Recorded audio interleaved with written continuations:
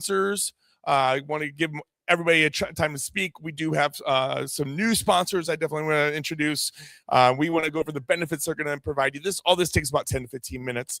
After we go that and through some upcoming events, from there, we're going to invite Chris up. He's going to speak. He usually speaks somewhere between 8:30 and 9. 9 is his hard cutoff. We'll see how many questions he gets. 10 o'clock. Okay, fine, Chris, 10 o'clock. No, I'm joking. But we do have a mic right here in the middle. So if you do have questions for Chris as he asks for open floor questions, please use the mic in the middle. The reason we do that, it's wired up. We are live streaming on YouTube. So if you want to check out our YouTube, it's REIA Radio YouTube. And every live event that we've had since I took over in 2020 is on the YouTube channel. So if there's ever an event that you absolutely love, or if you absolutely love today's event and you want to backtrack and watch it, go to our REIA Radio YouTube channel. But for that reason, we do ask that you do have a mic in front of you so the people listening are just watching here. I'm like, who the hell is talking? I have no idea what's going on. So that's the reason. If you're not able to get to a microphone, I will be walking around with one in my hand. Raise your hand. I will come to you for the questions. We totally understand. Any questions on that? Okay. Hey, well, without any further ado, I do want to introduce some of our sponsors. We do have some event sponsors tonight. So like Liquid Lending, which I'll go over in a minute, and Owen will come up and speak up here. So we'll bypass them for a minute. But first off, I do want to introduce the Foleys with Undercover Kitchen. You tell us a little about your business, what you do, and the services you provide. Thank you. Hi, everybody. I'm Axel Foley with Undercover Kitchen. Got my helper Sloan here, my beautiful wife Andrea. So our main thing that we do for you guys is any type of refacing. We do all kitchen design, kitchen cabinetry, roll-out pantries, all kinds of things like that. Main thing I got here tonight is our reface options. That is where if your kitchen, all the boxes are good, they're in great shape, all that needs is a paint. We can do all brand new doors, hardware, looks brand new. So I got a book with some good stuff in there if you want to check it out. We give a 20% REIA discount. So if you're a REIA member, got to show me the card, 20% discount on all that stuff. We've been finding it's about 40 to 45% less to do a reface than to do a full kitchen, like all new cabinets and everything. So, and it's quick. So you do the painting of the cabinet boxes. Our doors come in approximately 5 days. And then I'm usually there, and I'm the one that would come. So you'd see me in your house doing the stuff. Doors are quick, and within like a week, you can have stuff all done, ready to go. So give us a shout. It's undercoverkitchenomaha.com, Axel, and we're on Facebook. Can you give the tech overview of your car wash Oh, sure. Yeah, for Wash Force? Yeah. Also, side gig. I'm a car wash distributor. So if anyone wants to build a car wash, buy car wash equipment, soap, any of that stuff, I'm your guy. If you're just curious how the hell one works or anything, I'm your guy. Ted's a new car wash owner, so we'll be working together real soon. And yeah, just let me know. Thank you. Appreciate it. He didn't charge me to go check out my property the other day, so I thought I'd give him a little nudge there to help him out. Next, we have Gerard Bacos. Now, Gerard has a company formerly known as GB Cleaning. He's going to talk about that and why. Also, he is the owner of OBO, and if you could give us a quick overview of that. And the reason that's important is because one of his companies, OBO, our business owners, networking group and us are sponsoring the 6th annual, this is our first time combined, but between the two is our 6th annual golf outing, which we're going to talk about here in a minute too. But can you tell us a little bit about your company and OBO? Hey, everyone. Before I talk business, I'm really surprised the cookies are still here. So I have a 3-year-old, 2-year-old at home. I don't want them to eat cookies. So you better get all the cookies here. And while at it, get one of the flyers here.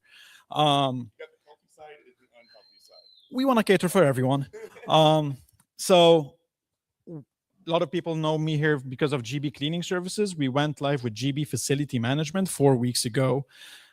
Think about it like a vendor management company. Whatever you need in any building that you own or you manage, we can be a one-stop shop for whatever you need, from maintenance, cleaning, landscaping, snow removal, whatever you need in a building, we got you. We have a huge list of vendors that we work with, all insured and vetted. So I would love to gain your business.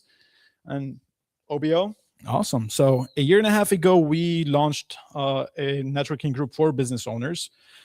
Come September, we went live with a website and app. Think about it like Facebook and LinkedIn had a baby. This is OBO. We created an online social media platform for business owners, a way to, I think it will change the B2B networking all over the nation. We are growing exponentially. We have what we call circles. They are weekly meeting for business owners, catered for personal growth, business growth, and referrals. We are really excited to work with the REIA on some of our events. One of them is the golf tournament. Just shout out for OBO. So ourbusinessowners.com is how you can get on the platform. It's free to join the platform. There's a lot of technology. You would need to get a membership for technology and to join circles, but to be on our directory is free.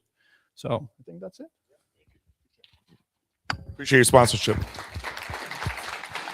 I'm going to come back to you because I'm going to do an introduction for your drink sponsorship. Scott, we have Frankel here. Frankel just renewed as a sponsor. So thank you for that. You guys have been with us now since 2021. So it was Andrew Worthington, then Jordan, and now you guys are taking up the ship. What happens? Why do those guys keep on leaving? Are they going to come back besides speaking? I heard a rumor that Andrew was going to come tonight. We all heard that same rumor. And I don't even know if I'd recognize him anymore. It's been so long. He's shiny up top now, tall and shiny.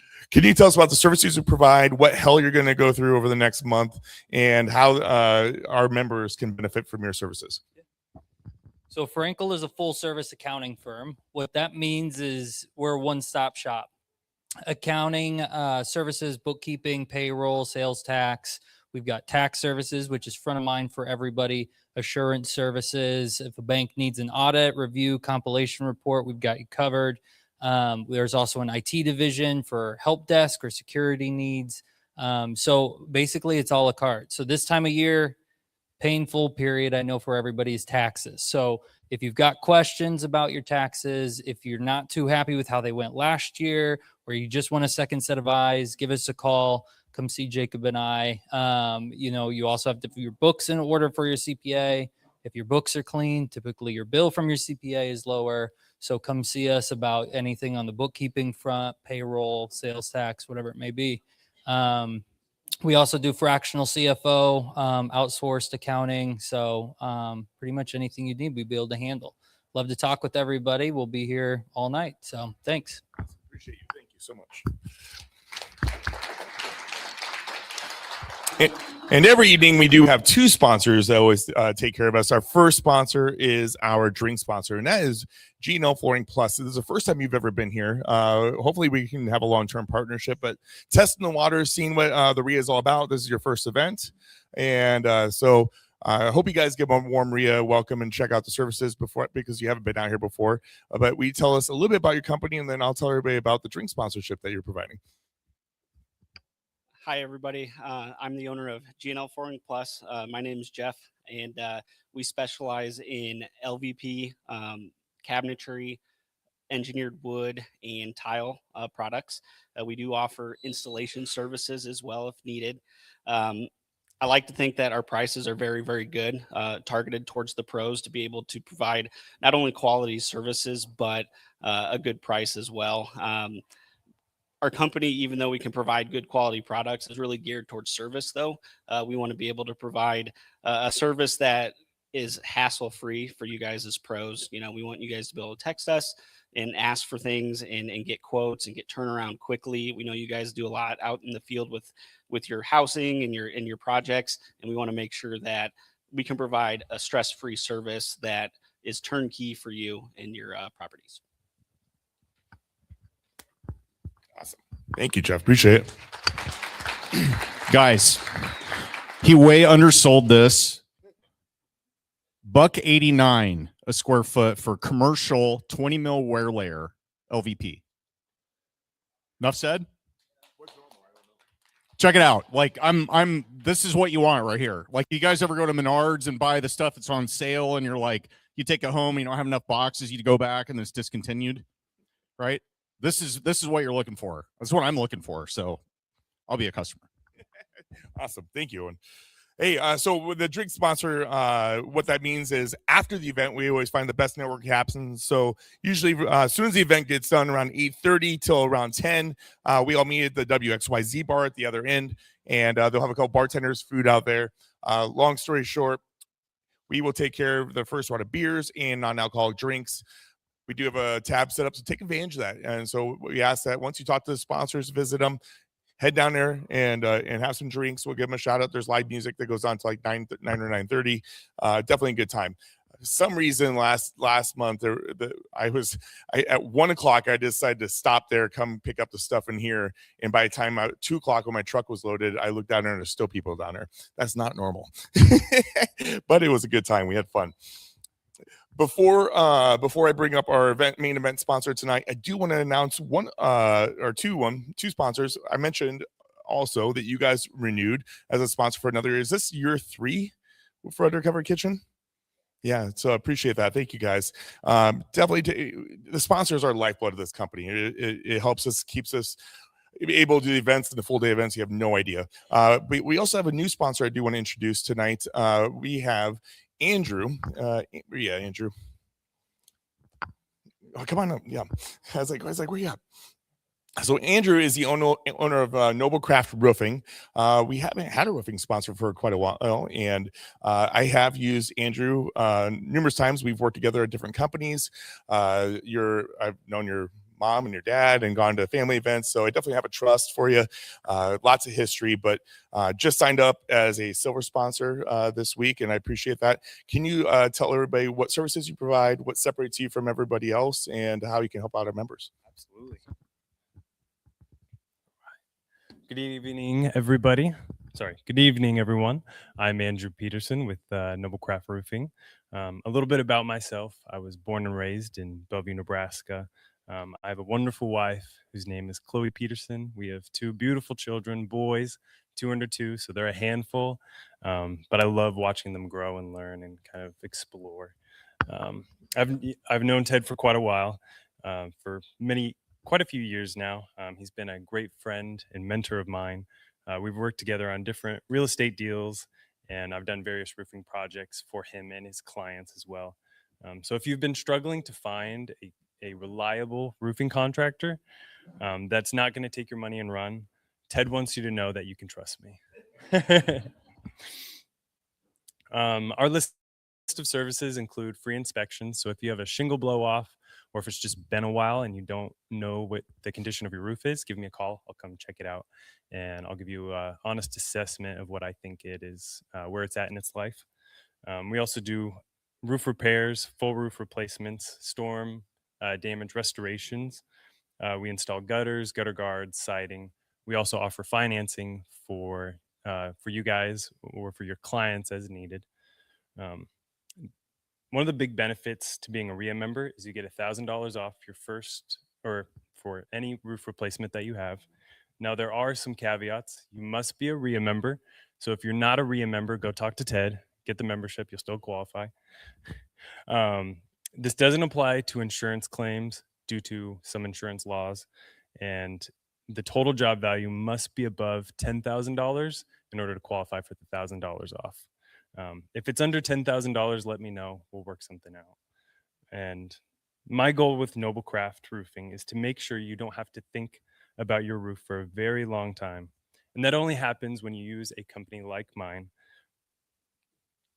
that we will only use the best materials and installation methods. I don't install materials that I don't believe in, unless of course it's a repair. Then I will install whatever's on the roof.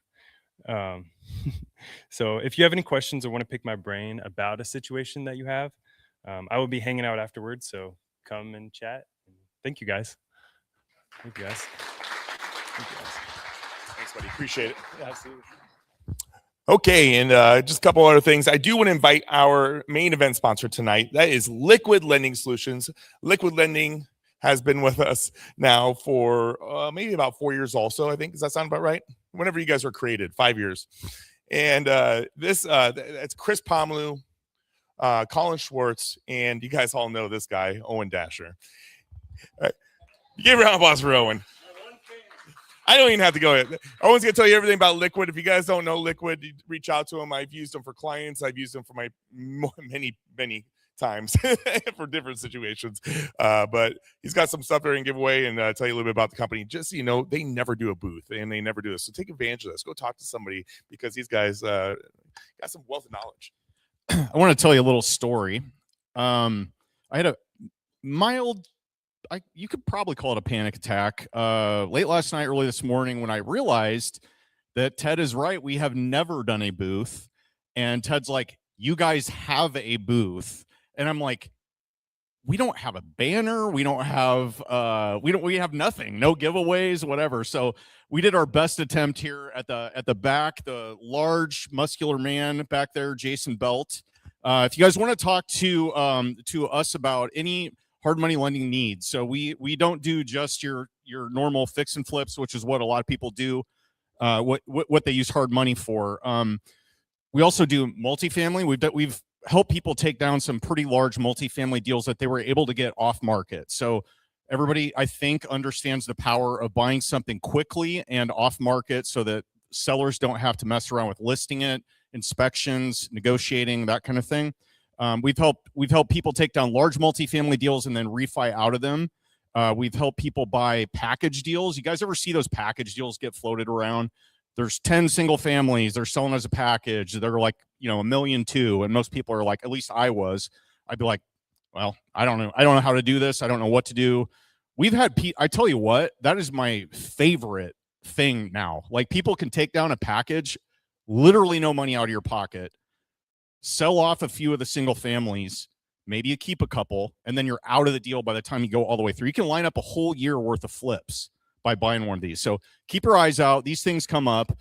Check out the Omaha REIA Facebook page, the Omaha Real Estate Meetup page, and wherever else you find deals. So also, we are a fund. So we take from accredited investors.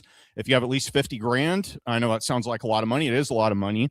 But if you're between deals, what we found is a lot of people need to park their money somewhere. What's the going rate in banks right now? 3.5.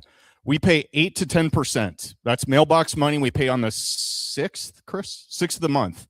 So 50K, you got money parked. You're going to make $4,000 if you leave it in there for a year. Better than the bank. But if you have deals to put it in, obviously we understand that. But if you have money parked on the sidelines, you're looking for an alternative investment. If crypto isn't your thing, if silver crashing 33% one day isn't your thing, check out our fund. It's very easy, it's painless, and you're going to get money every month. So if you want to talk more about that, Jason's your man in the back, and I'll be wandering around here as well. I do want to get to the giveaways here, though. We've got, and we should have done this earlier, but we have a business card I think we have a cup back there. We're minus a receptacle that's suitable for this, but we're going to be doing drawings we have 5 books this week, and we'll start with the biggest one and probably the coolest one. Brad Clark brought Alex Hermosi, his first book, $100 Million Leads. Anybody in here read this? Fantastic book. I have read this, skimmed it. I've probably been through this thing about 5 times. So this is an awesome book. So we're going to give this one away. And the thing about these giveaways is we'd like it if you could maybe bring them back and somebody else can enjoy them as well. So get through them. Don't hoard your books. Put your card in there. Yeah, we'll give you a shout out. So I'm going to go with these next 2 that look like they were pulled out of a school library from 1993. I'm just kidding. Convince Them in 90 Seconds. So that's a book. I'm assuming that's about sales. Sink, Swim, or Float. And then we got 2 more. These are ones I brought. So we've got the Purple Bible. Anybody in here not read Rich Dad Poor Dad?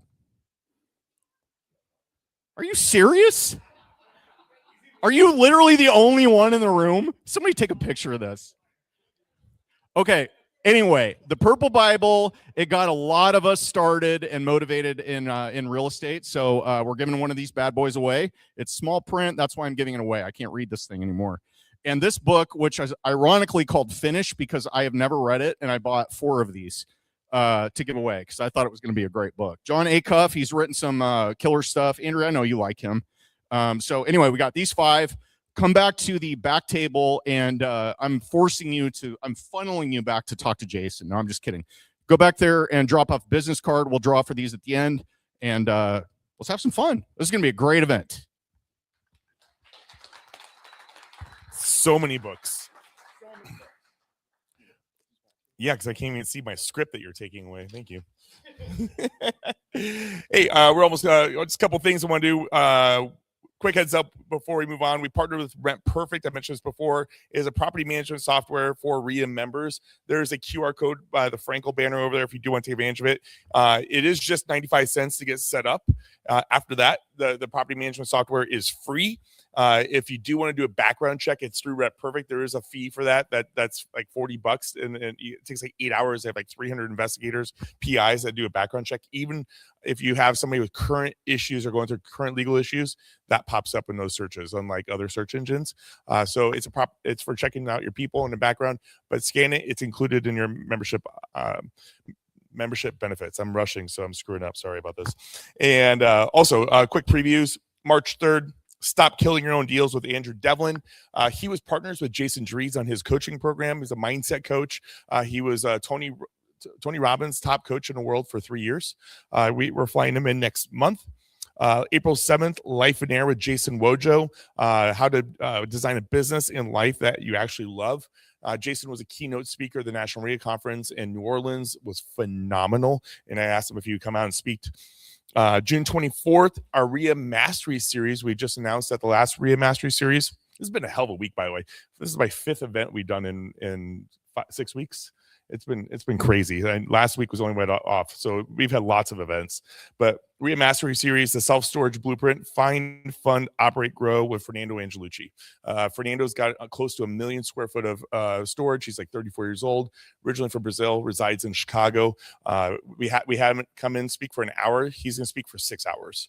We're trying to get this accredited for a realtor, so we're working on that. And then July 10th, the OBO in Omaha REIA 6th Annual Golf Scramble, and that is going to be held in Council Bluffs, right? What place again? Council Bluffs Country Club, yeah. So there's a QR code. It goes right to the OBO site to get tickets. It is a scramble. It's teams of 4. Gerard has done so much amazing work with this one, so we're super excited about that. And check that out. We have that in the newsletter and on our website starting tomorrow too. Yes, so lots of exciting stuff. Owen, the awesome guy you just saw, him and I have a podcast called REIA Radio. If you guys haven't listened to it, everybody whip out your phone and give us a 5-star review. That'd be really cool. But we did just have David Chan on. If you want to talk about great stories, David in the room right now. He talks about working for like the Chinese Communist business and party to getting out of China and coming to the States, like crazy story. And the whole time Owen's calling him a spy. And so it's really interesting. But great podcast. He invested in the Dundee area, local investor. We met him at Caffeine Cap Rates. And then we did a follow-up with for drops tomorrow with Jerry Schlickburn. I know, is Jerry here? Yep, Jerry's right there. So yeah, we probably we decided it was our 3rd or 4th official episode besides the co-hosting. Did a backdrop of what's been going on the last few years, coming back to Omaha from Florida. So if you're friends with Jerry, everything Jerry speaks or Jerry is on the podcast, stats go up 20%. So I know you guys all listen to it. But without any further ado, I do want to get into introducing our speaker tonight because that's why you guys are all here. And tonight's speaker is someone I've known since the early days, back when he was flipping houses and chasing duplex. Chris Pomerleau is actually one of my first real estate clients. I had the privilege of selling him and his partner, Colin Schwartz, their first multifamily deal. Funny story, back then, Colin was staken for an agent by us. Turns out he was an investor all along. Chris found him on LinkedIn, and today they own thousands of units across the Midwest. There's so much of that story. That was like the really simmed down version of that one. Chris started out as a divorce attorney, retired early from that world, and he was structuring creative finance deals before it was even buzzword. I remember him bringing me multiple versions of offers to the table, which was like a big eye-opener for me. He was ahead of the curve before most people even knew what creative financing was, and Pace Morby was a thing. I got a massive respect for Chris, not just because he's sharp, but because he's a phenomenal speaker and educator. He crushed it in our last REIA event, the REIA Mastery event, and we had to bring him back. Tonight, he's going to walk you through how to structure deals, when hard money does make sense, and exactly what lender like him needs to see before they fund your deal. So grab a second drink if you need it, get settled in, and help me give a big Omaha REIA applause to my longtime friend, Chris Pomerleau. No,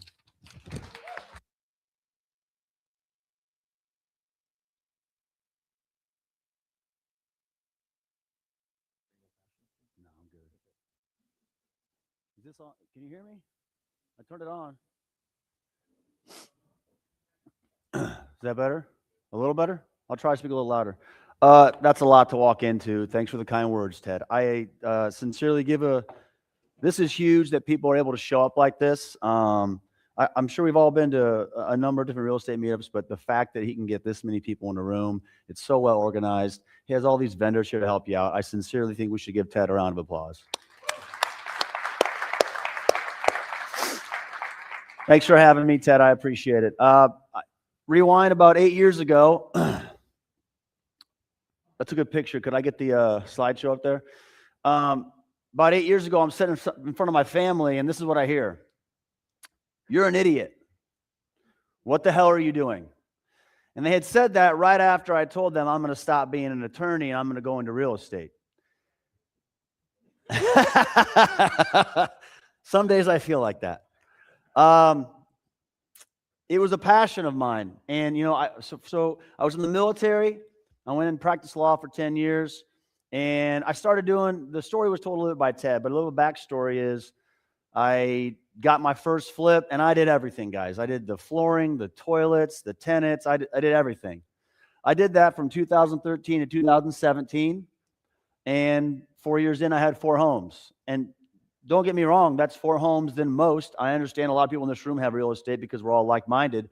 But 4 years in, I was like, wait a second, I'm doing something wrong because I have 2 jobs. I'm an attorney, and at night, I'm changing toilets. And I'm a really bad landlord because someone will say, I don't have the money this month. And I'll say, oh, it's okay. I was not doing the right things. And in 2017, I realized, holy cow, there's a boatload of opportunity in partnerships and other people's money, OPM. For some weird reason, I know at least one cat in the room here might look at that as a weird phrase, but I love him. I'll name him later. The banks are other people's money, by the way. So don't get it twisted. It sounds like you're going to your aunt and your uncle and you're saying, hey, I need some dough. When you go buy a property and a bank gives you 8%, is that your money? No. You're using other people's money. And the goal is to grow as big as possible. And I'll get into all of that here. So I'm so thankful to be here tonight. I'm really thankful that I made the decision and didn't listen to my mother and my grandmother who told me I was an idiot. And I have more opportunity now than I ever thought I would. And it's for the passion that I had, the strive for education. So I'm hopeful that at least 20% of this resonates tonight, because I learned something even when I go through a slide myself, but certainly when I learned something from anybody whenever they're speaking. So I'm hopeful it is somewhat useful to you. I need to do this here. All right, cool. So today we're going to go through what the title says there, and there we are. Right now, Leavenwealth Capital is one of the companies that I own. Leavenwealth Capital is a syndication and joint venture company. We take on other people's money. Yes, we invest all of our own money. We've gone out, we've bought $330 million of assets, which is about 3,300 apartment units. And then I'm also co-owner with Brandon Tauber, who was not named earlier. He's also in the room for Liquid Lending Solutions. Owen, Colin, and I own Liquid Lending Solutions. Together, we've all done over $100 million of loans and 500 private loans. And I'll get into that in a little bit, just a little bit about my background. So tonight I'm going to cover, and someone told me 2 hours. I'm not going 2 hours, guys. I'm hoping that I can get you out of here, that you actually learn something, and then you can partake in those free drinks that you were promised. Creative financing, negotiating techniques, value add opportunities, and legal structure. And this is what I like to cover tonight.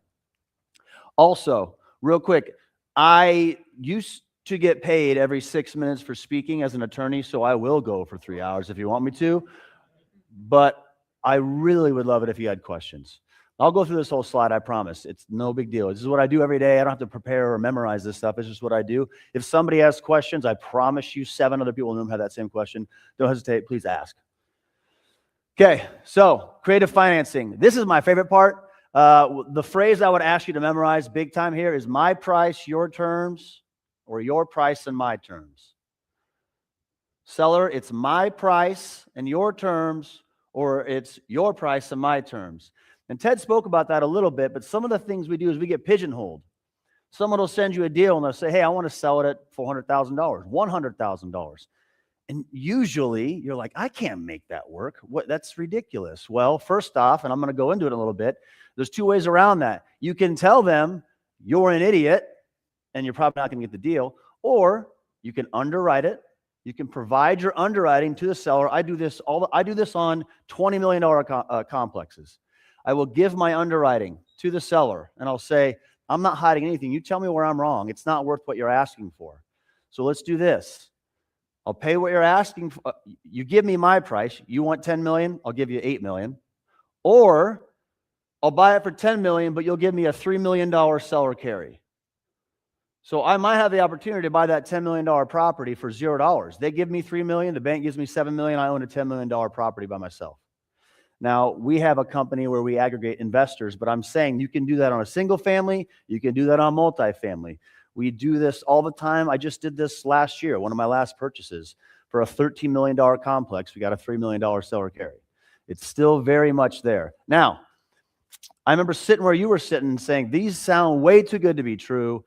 Must be rough. You found the unicorn. It's not true. It's just a game of numbers. You just have to keep offering on deals. And it's probably annoying if you're 100 deals in and you have 0 deals, but I'm telling you, you'll find it. And it takes one deal to change your life. It took me only about 4 single-family homes and a second job to realize, holy cow, I can make a lot of money doing this. I just have to have patience and educate myself. So keep these things in mind. When it comes to creative financing, we'll go into a little bit more, but it allows you to meet the seller in the middle. You're not necessarily going to get their price. Look, everyone wants that $10 million complex for $8 million. If you get it good, home run, go carry out the business plan. A lot of times you're going to get that seller who wants to stick with their price, and you have to be flexible. And what Ted spoke on, and I should have brought this, is I usually try to give 3 offers. It's at least 2, but I always try to give 3. My price, it's usually way less than the seller wants. Your price with seller carry, which means the seller carry, and I'll go into this, a note from the seller, as well as a loan from the bank. Or sometimes you'll find the unicorn that is, how about no banks, and seller, you just be my bank. You are an owner for 30 years. You've paid off your mortgage. You don't want to be a landlord anymore. You are going to miss that income coming in. Just sell it to me for $8 million. I'll pay you on a 5% interest-only note for 10 years. And what else? 1%, 80,000. That's $160,000 a year, right? I mean, so that seller is going to make $160,000 a year on an interest payment, and they don't have to touch their apartment anymore. And by the way, if I mess it up on the apartment, they also get the apartment back. So it's actually intriguing. Not everybody's like that, but it's something to keep in mind because you will find those kind of people.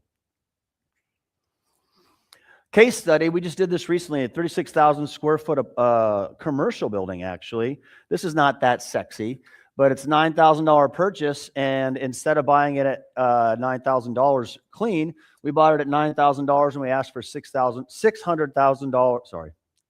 We bought it for $9 million and we got $600,000 cash back at closing. What does that mean? Well, instead of us having to bring $1.8 million, we now only had to bring $1.2 million because we got $600,000 from the seller. And not only did we get it from the seller, it wasn't a loan. It was literally cash in our pocket. So instead of having to bring 10% down, we got to bring a lot less than that. We got to bring 1.2 million only out of the 9 million. That's an example. And right away, you already have that equity. So that's one case study. The ideal scenarios for creative financing are usually mom and pop owners. And you'll have to forgive me. I need to bring my water around. I have a 7- and a 5-year-old. I coach the 2nd grade basketball team and the kindergarten basketball team. My voice is a little off, so I apologize. Usually you get mom and pop shops. A lot of times you get mom and pop shops. When I go to buy a $15 million complex, oftentimes it's some other institutional or some type of group, kind of like Leavenwealth, but they're in and out of deals. It's really hard because they have investors to answer to. So sometimes it can be difficult getting creative financing.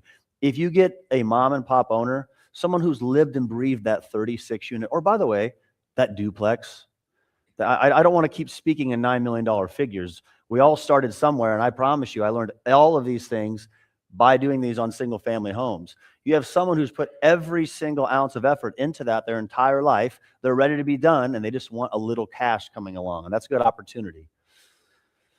We've also bought a lot of deals in the last 1.5 years of people who did not have our business plan. So our business plan at Leavenwealth is a little unique, and it's becoming more common. But when we started it 7 years ago, 8 years ago, it's that we syndicate deals. And I'll get into what syndication is later, but basically legally through the SEC, we take on investors and we go out and we buy deals. It's regulated by the SEC, a bunch of paperwork. It's a lot of legally, but that's how we buy things.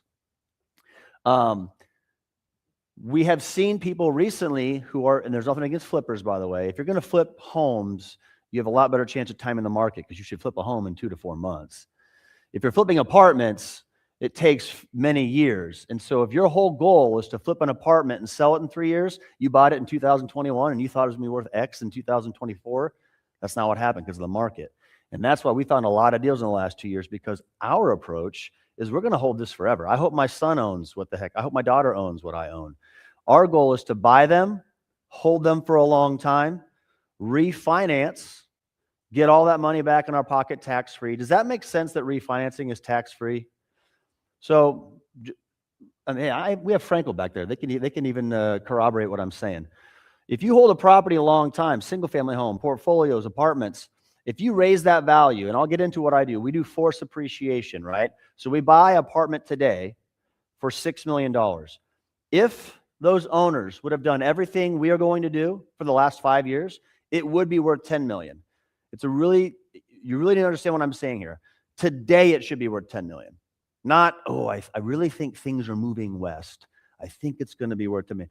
Literally, if the people owned it today, if they just updated the units and raised the rent to what all the other apartments are around them, it would be worth $10 million today. What that is to us is a value add opportunity, and we are able to hold long term. And I'll get into what value add is in a little bit. But these are some of the scenarios in which you have an opportunity to do creative financing. I offer it on every offer. I don't care if it's somebody in a suit and tie or an 80-year-old who's tired of being a landlord. I offer multiple offers because any one of those offers, if taken, not only is that beneficial to me, but it puts that individual in a position where they're no longer thinking about, did they get to my number? They were given 2 or 3 options. And what are they thinking? I don't really like option 1, but 2 or 3 sounds kind of good. Whereas if you give them one option, it's easy to say, I don't like that price. It makes them think, oh, there are other ways to do this. And that's how I suggest we start structuring any offer for any asset. Different seller financing opportunities. I went into this. The full seller carry, the unicorn, if you will. Somebody who's owned it 30 years is paid off. They're just going to give you a loan. We've done these before. It's phenomenal. It's not as common because it's hard to find that person willing to do it, especially if they owned it for 20 or 30 years. There's a full seller carry, a partial seller carry, which we do all the time, where we'll buy it for $13 million and they give us a $3 million seller carry. Does seller carry make sense? It's literally just a loan from that seller. They're carrying the note. And they feel comfortable because either they have a lien on the property, it's in second position, or they have a lien on your personal financial statement. They do take a space behind the bank, but regardless, they feel relatively comfortable because they know if we mess it up, then they'll have a chance to perhaps get the complex back. The benefits are that you can get faster closings and fewer approvals. I don't know what few approvals mean. I apologize about that. So here's an example. Purchase property for $500,000, $100,000 seller carry. I think the first 4 properties I bought, I did not put a single dollar down.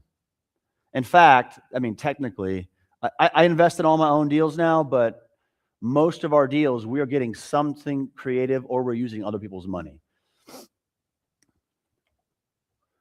All right, so another thing I want to get into is partnering and different ways to do this. We chose to partner, right? I surprised my dad when I moved on from single family because my dad was salt of the earth. He could literally do anything. Has anybody watched MacGyver in the 80s? My dad was MacGyver. He could build a house out of rubber band and twigs. And so the concept of paying somebody to do your flooring really pissed him off. What was unfortunate, rest his soul, is that we had to do our own flooring and it took us 30 days. And then we had to do our own toilets, and then we had to do our own paint, and then we had one single family home a year. Partnering is what has allowed us to grow so quickly. And that is as intimate as a literal legal partnership between a few of us in the room going to buy something to some people in here have invested with us. That's a partnership. It would have been really difficult for me to go out and buy a $13 million complex all by myself from my piggy bank. We can gather funds and we can take that investment on together. Partnering is how you can grow. If it's just a single family home, you don't want me doing the manual labor. I did do it. I hate it. I'm not good at it. Much to my father's dismay, am the least manly man that you'd probably know. I would rather be in front of a computer. I do like to work out, I guess. That's kind of manly. But other than that, I don't really mess with that stuff because I hate it and I'm not good at it. I also know it's going to take me a long time. If you can partner with somebody, a lot of times the best partner in the room is the guy that doesn't, he's like, I don't want a computer. I don't, these pro formas, what are these things? I will get that house done for you in 3 weeks. I will make it ready for you in 3 weeks. Go 50-50 with that dude or gal. You're never going to grow unless you're able to partner with people, in my honest opinion. You can only get so far by yourself. Another way people have purchased homes is to tap into their home equity line of credit. I understand many people understand about HELOCs, but often the HELOC is someone's like, hey, I want to take out $30,000 from my home and build a deck. You can take that $30,000 out and you can spend it on whatever you want. And a lot of people have equity in their home, especially after the last 4 years, somehow with single family continue to increase in value. You have a lot of value there. And maybe you don't. Maybe you underwrote the deal, and maybe you know that contractor, and maybe you know that third person who has a lot of equity in their home. There's your partnership. It's a lot easier to get things done if you can partner with people. Syndications is what we do. Syndications is a legal word. Basically, we have to run through the SEC, and it's where I have to provide a lot of legal documentation. I am actually selling securities, and the reason that is because investors are passive. So let's say everybody, when they walk out of this room, they thank Ted, and they give me $100,000. I thank you very much. We would all invest in that deal. You would be a partner of the deal. Your name would be on the operating agreement. You would just be passive. So that would mean, no, you would not make the day-to-day decisions. You would just reap the benefits of owning real estate, but not have to worry about finding it, finding the debt, signing on the debt, finding the contractors, managing it. You don't have to do anything. You're just passive.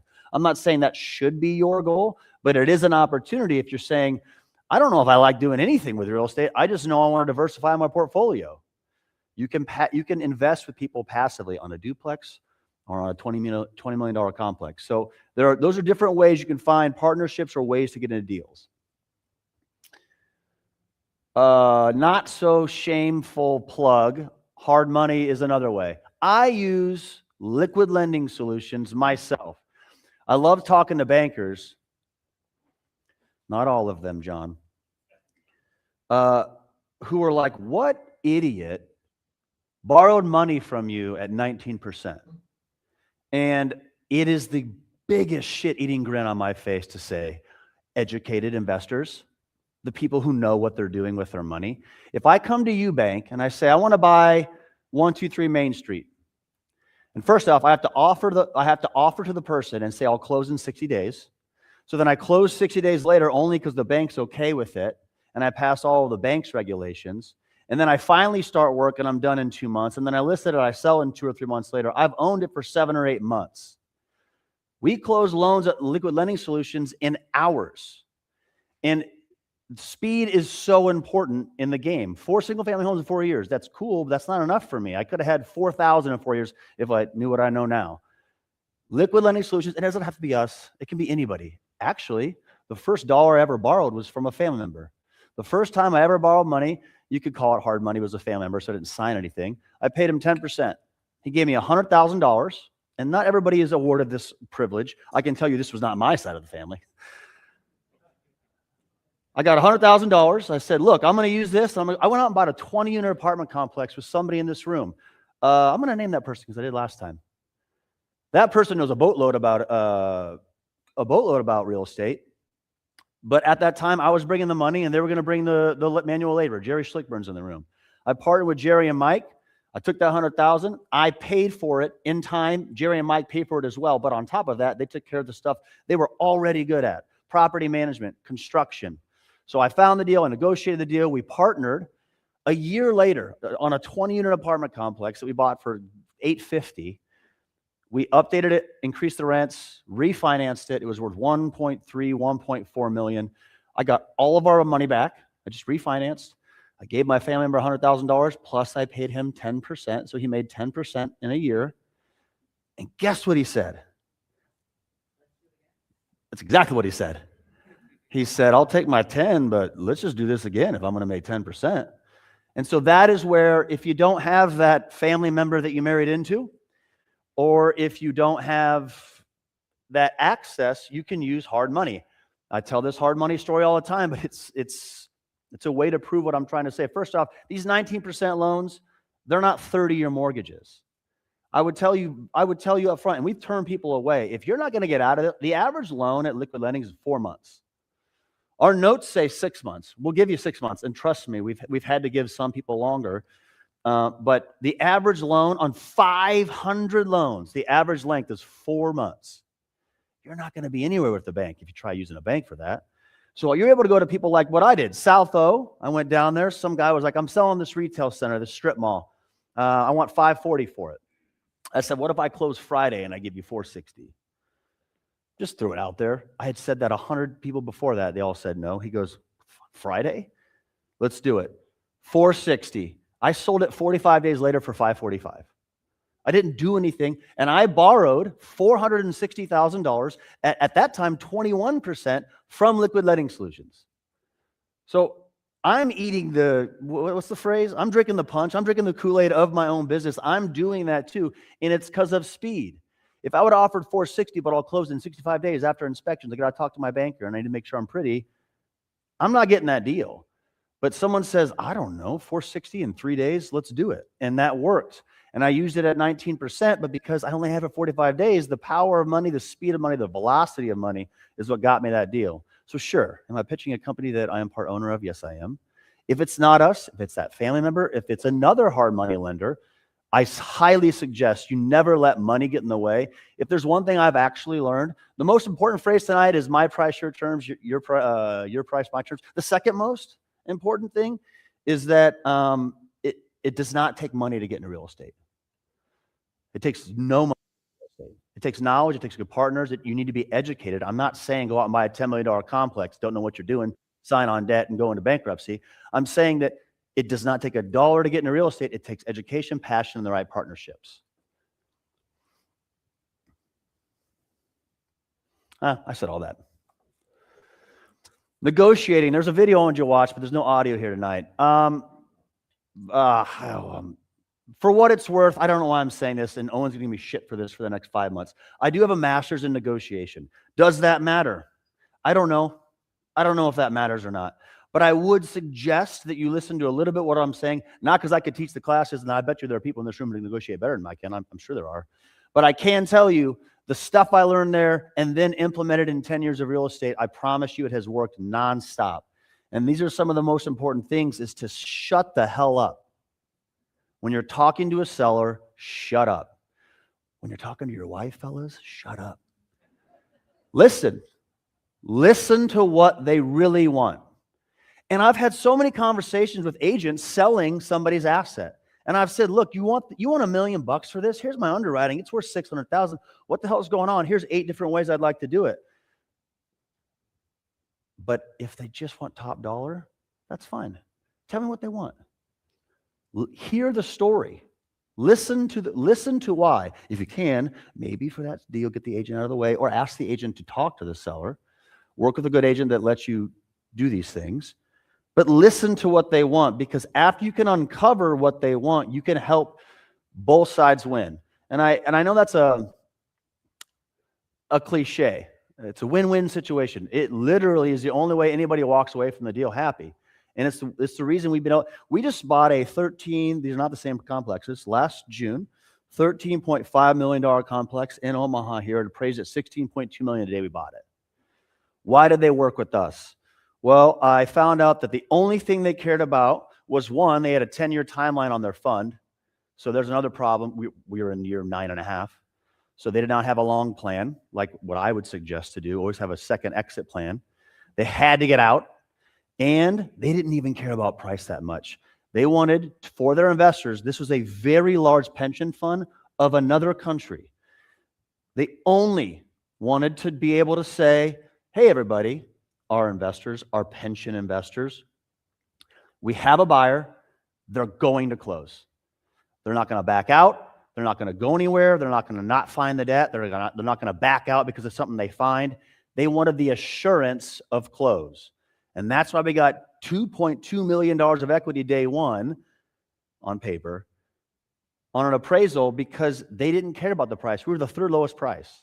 And you'd think, why aren't they maxing it out for their investors? It was more important to them, the assurance of close. And so I learned that through listening and hearing from them what they want. What are they really after in this? I gave the example earlier about the mom and pop shop. This happens all the time. They're really scared. A lot of these people are retired or this is their main source of income. And they're selling it because it's a lot of hard work to walk up the stairs. It's a lot of hard work to bend over and change the toilets. It's a lot of hard work to deal with so-and-so. They want that income still, but they just can't handle it anymore. What's the most important thing to them? They want long-term income. And if they've talked to their CPA, I suggest Franco Zachariah, that's a shameless plug as well, that's who we use, is they don't want to pay a shitload of capital gains. Seller financing. I will pay you every month to do nothing and spread your capital gains out over a number of years so that you earn more. It's not about what you earn, it's about what you keep. So you get to keep more of that profit because that's what you want, seller. And I've learned those things by listening to the seller. I can't stress enough the importance of that. Active listening, we understand that, but you want to repeat things to them. I could give this could all be about discussions and negotiations, which I certainly could be better at home. But in the professional world, it's about listening, showing them you're listening through active listening, repeating what they say in an inquisitive manner. Oh, so you want income long term. Tell me more about that.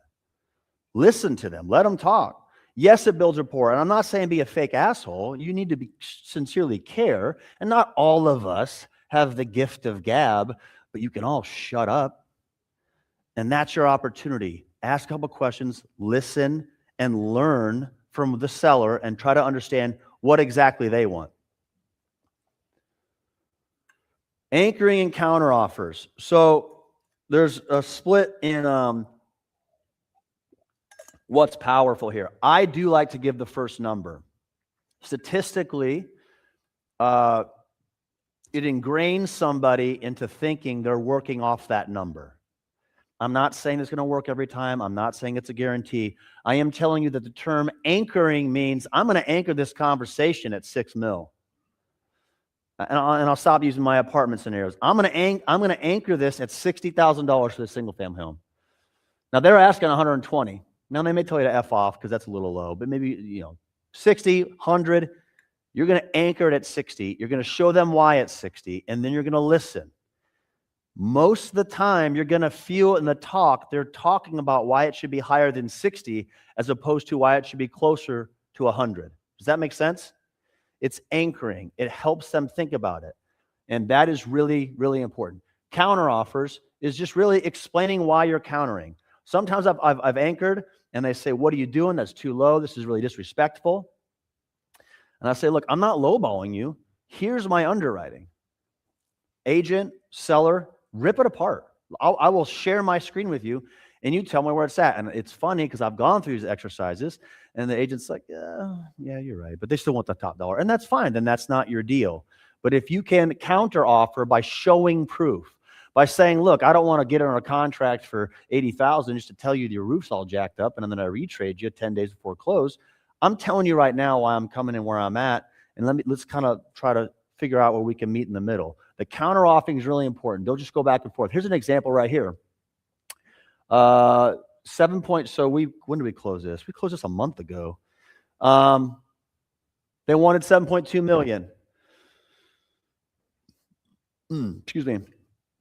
I showed them my pro forma and I offered 5.6. I think it was worth probably 5.6. It appraised at 7.2. I think it's worth probably 5.6. But I got them down there and then I got a very large seller carry to bring me up to 6.4. So they wanted 7.2. I brought them down to 6.4, and I still think it was a little high for what my comfort level was, even though it appraised almost $1 million more than that. I brought them from 7.2 to 6.4, and from my 5.6 to 6.4, I got $800,000 seller carry. So to that deal, I brought $800,000 that I didn't have before, not my own money, and they were asking for 7.2 the entire time. That's one example of how you can use different counteroffers and or creative financing. This is my really fun video. We cannot watch it. It's a husband and a wife arguing. I forgot the name of the show. The guy's name's Kevin. Heavyset dude, funny. What a good story, Chris. He sits there with his wife, and she says, we can't let our daughter, are you going to try to make this work, Ted? It'll be a lot better than me telling the story, I'll tell you that much. Well, it's not mine. Oh, this is it. I'll just try to play it, see if sound comes out. Check. I don't think it's going to let me click on it. It just goes next, and that's fine. Nah. That's fine. I'll tell a story real quick. So the husband and wife are talking about whether they should let their daughter go out with a group. And the mom wants the daughter to be able to go out with the group. And the dad knows that the daughter probably shouldn't go out with that group. And so she says, what's the big deal? They're just going over to so-and-so's house. And he just kind of sits there. And she goes, and so-and-so's house is right by this, but that's kind of a rough area, I guess. And he just sits there. And she's like, oh yeah, and that one guy will be there. Yeah, we shouldn't let her go. And he didn't say a single word. Funnier if you watch it, but that shows the silent negotiation approach of being quiet, letting them talk. It's very, very, very difficult to do. And 5 seconds feels like 5 minutes. It feels like an eternity. But make them talk first. Silent negotiation has helped me so much. And I promise you probably have garnered this, but it's hard for me not to talk. It has worked so much for me because if you hear where they want, they can either talk themselves into it or you dig up their true intentions, what they really, really want to see come from this. And that's what I suggest to do is learn how to stay quiet. Good. So I went off script, so I've kind of gone over a lot of these things. Yes, it's a win-win situation. Yes. I can tell you that I often use this middle one here, a conditional close. So this is a little bit different, but I'll say, look, if I close in 15 days, would you reduce the price by 3 or 4%? Again, they want speed, and that's all they care about. Use hard money, use somebody else's. If I offer X much more, will you give me the seller carryback? I just told that example of the 7.2 million down to 5.6. So I got them down to 6.4, but I got an $800,000 seller carry. Those are conditional things saying, if I do this for you, will you do this for me? And that's helped me get a lot of deals because it makes it seem, and it's true, that they're winning, I'm winning, and we can try to meet in the middle. I've gone over a lot of these. Okay, with the pushbacks. Yeah, well, here's another deal. We got a 16 unit in Sioux Falls we paid $0 down for. The seller gave us the down payment and we paid him interest only. And then he offered to sell us 4 more of his deals in Sioux Falls about a year later because he's like, you guys are just paying me every month. And this is what I want to do. I don't want to be a landlord. I don't really care. I just want to get paid. And we did that up in Sioux Falls, started the 16 unit, moved on to a retail center. And so those opportunities do come by. Common pushbacks are timelines, closing delays, financial contingencies. Most of us in this room understand there's different pushback when it comes to offering things, but the situation about being quiet and or letting them speak and hearing their attention is finding out which one of those is the most important. Which one of these is the most important? Speed, cost. Are you worried about financing contingencies? That used to be a thing. I don't know if anybody gets away with doing it anymore, but like those are the kind of things people are worried about. Keep that in mind and hear them out. This effective responses thing.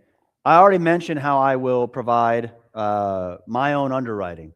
I do suggest if you have other third-party situation or validations or reports, if you can provide comps, you approach it in a very amicable manner, but you're trying to voice why you're coming in at the number you're. If you just come in and lowball them, they're going to look at you as probably an asshole, and you're not, but there's nothing to connect it to.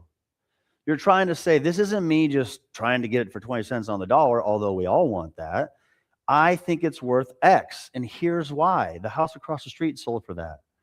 Or I own literally that $7.2 million deal. I own an apartment, that's a block north of Dodge. I own an apartment a block south of Dodge. I used that apartment a block south of Dodge. I gave the numbers of, I should have told it during the story. It's an 80 unit. The 80 unit I bought for $6.4 million. is a block north of Dodge. I own a 80 unit a block south of Dodge. I gave all of the numbers from the one I already owned, a block south. I gave that to the seller and said, it's not worth 7.2. Here's why. I already own in this neighborhood. I already get these rents. I know what's going on. This is my proof. And so that's not to say that's the only way to do it, but if you can provide some type of backing, if you can provide where you're coming from, you're not viewed upon as someone who's just tire kicking or lowballing. You're trying to say, here's where I'm coming at, here's why, what can I make work?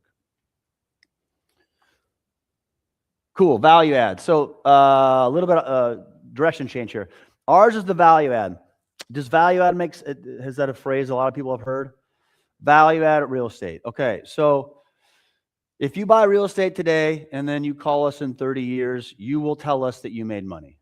If you buy stocks today and then you call us in 30 years, you will tell us you made money. There's no question you're going to make money in a number of asset classes if you just wait for 30 years because of economics, and you will just see a natural appreciation. You might see dips along the way, but there's a natural appreciation. You can buy real estate, or stocks for that matter, and just hope it goes up, and it will over time, or you can force appreciate it. You can literally take the asset and make it worth more than you bought it for within months, or if it's a larger complex within a few years. And that's our approach. We buy that $6 million asset.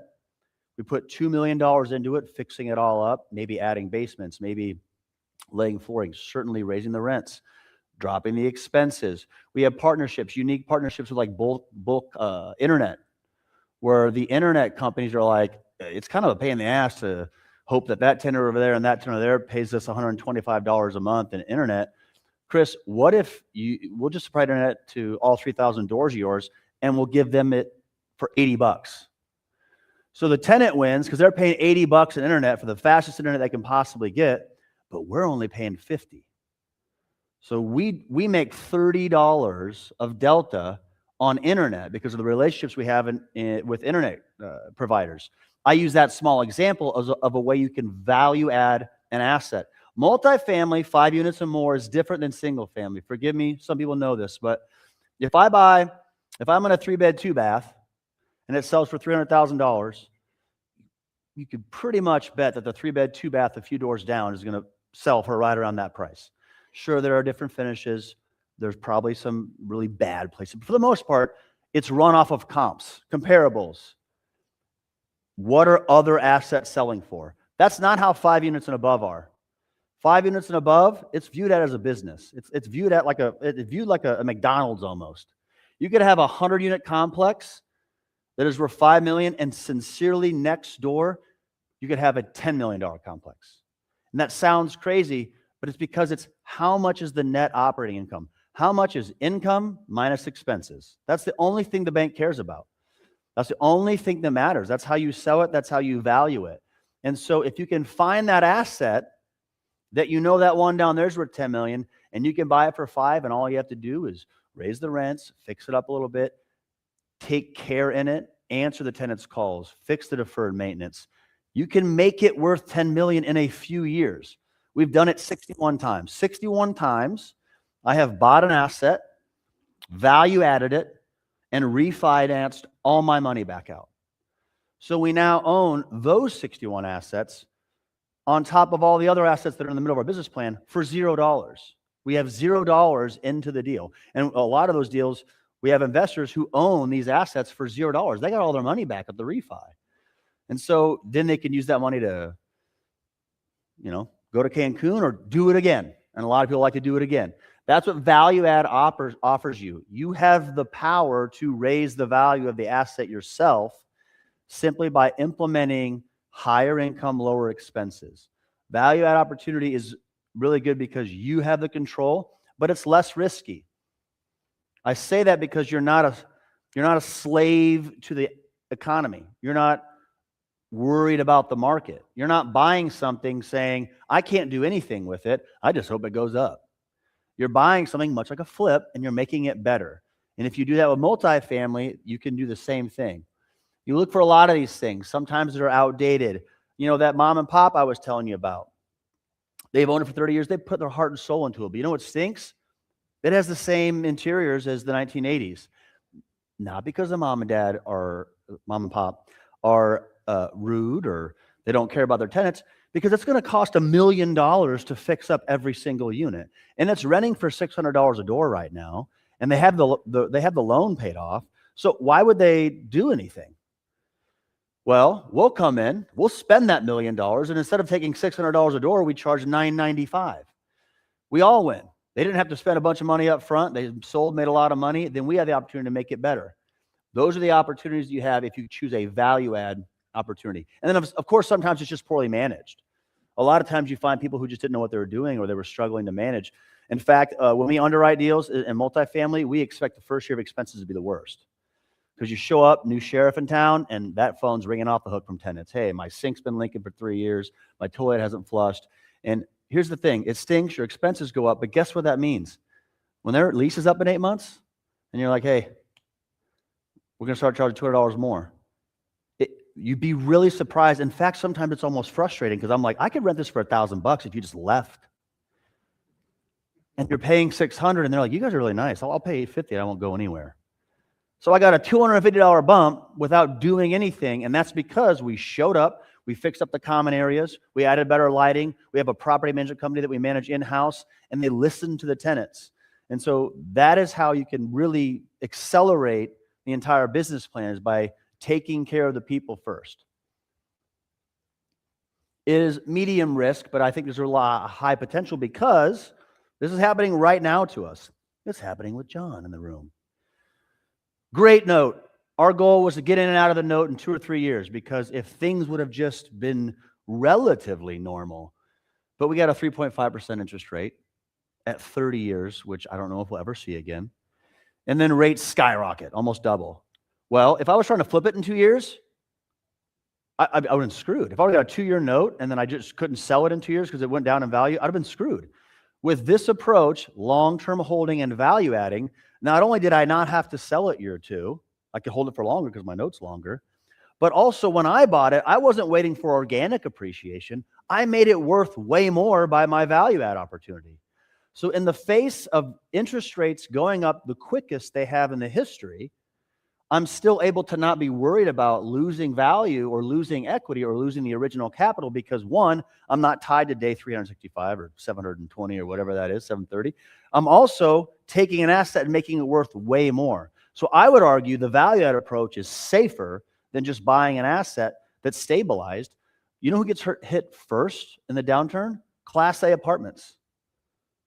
You can't go anywhere but up. So we bought 123 units in Rapid City, brand new, from a builder who lost all of his money. We got it for in Rapid City, and the reason we got it for that is because most builders, you build, I'm going to offload everything in 18 months, then the economy takes a shit, and guess what? They don't know how to run a property. They were going to sell the thing. And so they tried to fill it up. Well, the only way they could fill it up, because they've never done it before, is to charge rent at 40% less than the market, because they need to fill this damn thing up just to get rid of it. And then we come in and we buy it for 60 cents on the dollar. He lost most of his equity, but those are opportunities that we were able to capitalize on, because unlike him, I didn't have an 18-month plan. I just wanted to find a value add property that if I can't refinance in year 2, I'll refinance in year 7. If I can't refinance in year 7, well, you should be able to refinance by year 7. But you see the point. You want to really drag this out as long as possible so you're not stuck to a very short timeline, because you're beholden to the economy. I went through some of these already, but just to give numbers, oh man, here's a great deal in Omaha. We purchased 164 units for $15,000 a door. How did we get that? First off market. Second, relationships. The seller said, I need to get rid of this thing. I don't care. Just go find me somebody. That somebody called me. We got her on a contract for $15,000. Sounds cool, because it's about, what is that, 2.5 million? Is that what that says? Now, it did need $6 million of work. We bought it for $2.5 million. We had to put $6 million into it. We're at the very tail end of it. We'll be all in around 8.5. It's going to be closer to 9 now. It appraised at 13 million. So through the value add approach, building rapport with people in the community, and that relationship came from 7-8 years ago. I got one phone call. I didn't have to compete against a single soul. And I was able to find something that you could just walk in with a paintbrush and just spray it once, and you could probably sell it for $16,000 a door. There was so much room for me to make any mistakes in the world because there was so much value to add. That was done through partnerships. That was done through liquid lending, actually. Helped us close quickly on that. And then that was also done through just simply having that value approach. So that's just one example. I went through the things on the left here. There's some low-hanging fruit. Fix up the common areas, though. Everyone thinks about the units, and that's really important. It's hard to demand a higher rent, whether it's a duplex, a single unit, or 100 units. It's hard to say, give me more in rent when you haven't made it a better unit. So try to get in there, and I feel some of the lowest hanging fruit, although it's expensive, but that shit's not expensive. Buy it at $1.89. That's unreal. If flooring changes, in my opinion, flooring changes the entire apartment. Not only from aesthetics, but it also adds longevity to your maintenance. Carpet can be fine, but you'll go through a lot more carpet than you will durable, especially 20 mil LVP. You're going to hold that a lot longer. And there's such a different feeling than walking into a place with brand new LVP. Even if the paint's a little old, it's hard to tell what the style is on paint anymore. I think beige is coming back maybe, but the flooring's new. There's a big difference between that and going into your grandma's house and the bathrooms are carpet and everything's carpet. There's a big difference. LVP goes a long way. Man, I really did cover most of this stuff. So management optimization, I already talked about that. Sincerely, it's about the people. I'm not just saying that. Nobody in this room is my tenant, so I'm not trying to fluff your pillow. If you show up and you talk to the seller, you should build rapport. You should build rapport with your tenants. You should listen to them. They've been there a while. They know what's wrong with the place. They'll tell you what needs to be done. In fact, my favorite thing to do when I'm walking an asset to look at is to just randomly grab tenants who are walking by. Hey, what would you fix here? What's going on here? When's the last time you called maintenance and how long did it take for them to get back to you? These are the things I try to ask people because I try to figure out what's wrong, and then I try to figure out where the value is. This one's great too. For some reason, this revenue enhancer over here, RUBS. People have heard of ratio utility billing system, RUBS and or flat rate. There are so many people who get stuck on, well, my duplex only has one water meter. And therefore, I got to pay the water meter myself as the landlord because I don't know how to split it up with people. Here's how you split it up. What was the water bill the last 12 months? Divide it in two, charge each side. I know that sounds like a no-brainer, but I can tell you this much. If you bought a 10-unit complex, and this is going to sound small, but it's large in the grand scheme of things. If you bought a 10-unit complex and you stopped allowing people to live there for free on utilities, and I'm not trying to be rude, I'm saying it's your opportunity to ask any adults to pay for their own utilities. I don't think it's a bad thing, especially if you're providing a good place to live. And you say, look, I'm not going to pay for your water, sewer, gas, and or trash. You pay for those things. I'll take care of everything. Your sink goes bad, whatever. I'll make it nice. Just pay for your own utilities. And let's say that's $70 a unit. So $70 a unit times 10 is 700 times 12 months. That's $8,400 in expenses that you saved. And we're talking about a 10 unit here. So 8,400 doesn't sound like a lot. But guess what? Multifamily is valued off a cap rate. A cap rate ties to the net operating income. The net operating income is income minus expenses. By you saving $8,400 divided by a cap rate of 6%, you've increased the value of the asset without touching it $140,000. Just making people who live there pay their own utilities. You haven't spent a dime yet. That's our second biggest way that we add value. Clearly, it's increasing rent. And it should be a justified increase in rent. It should not be you're trying to kick everybody out and you're taking advantage of people. You should give a better place to live. Income's easy to understand. People really overlook that other thing. Stop paying for the expenses for people. Just make them pay for the utilities. And you can really raise rent that way. I gave that internet situation earlier. So out of the 180 units that we just did this on, we're making $30 a month in internet from each unit. So that's $5,400. Times that by 12 months, that's $64,000 a year in income.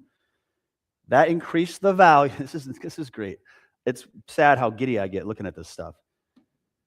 Just by giving them terribly, we gave them the fastest internet they could possibly get, lower than they could ever get. We increased the value of the apartment complex $1 million without doing anything, but providing the fastest internet for the cheapest they could possibly get. There are ways to make the value go up outside of just the income.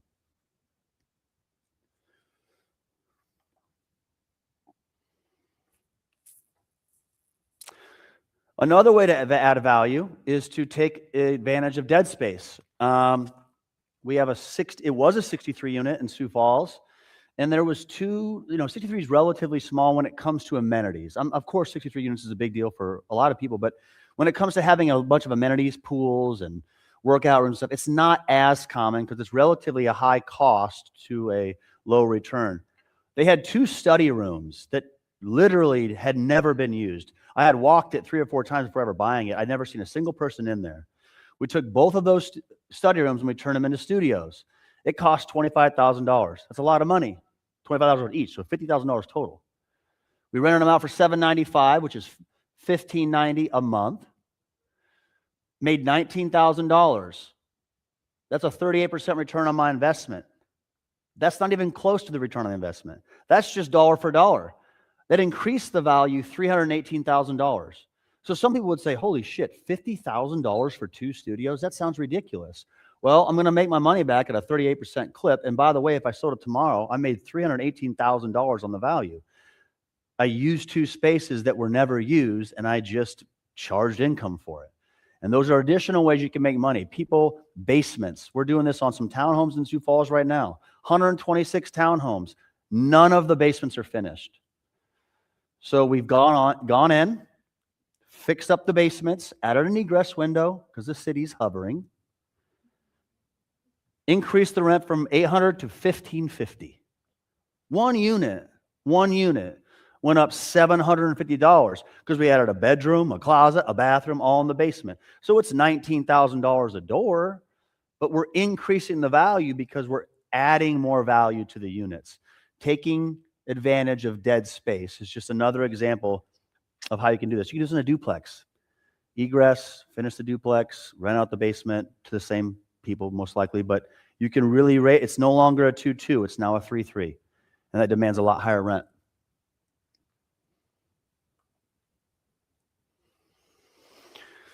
Yeah, so I've gone over a lot of this. The NOI stuff, net operating income, income minus expenses. That's how you value things, okay? The IRR, this is meant to be educational. I can shut up if it's annoying, but the IRR is the time value of your money. Let me give you an example. A lot of people like to use the equity multiple figure, which is, I gave the guy $100K, he gave me back $300,000, I got a 3x multiple. That's awesome if you did that in 3 years. If you do that in 20 years, that's not very good. In fact, that's the stock market. Actually, you'd probably double your money a couple times before you hit 20 years, and you'd make a 3x multiple. IRR is meant to measure that duration. The internal rate of return is what that stands for. That's meant to value, what is my money doing? How quickly am I making money? Now, it's a little convoluted when you hold assets like I do, but I just want to go over the phrase because oftentimes you'll see cash on cash. Most people understand that. But a lot of times you see IRR. It's internal rate of return. If you're talking to an investor, if you're talking to anybody else interested, sometimes if they jump on ChatGPT or Google, they'll start asking questions like that. And that's what IRR means. Equity multiple, I covered cash on cash. That's simple. I put $100,000 in. I got $6,000 back in the year. I made 6%. Now, candidly speaking, in our deals, first off, man, I've been talking a long time. Any questions? Please? No, you don't have to. I just explained it that well.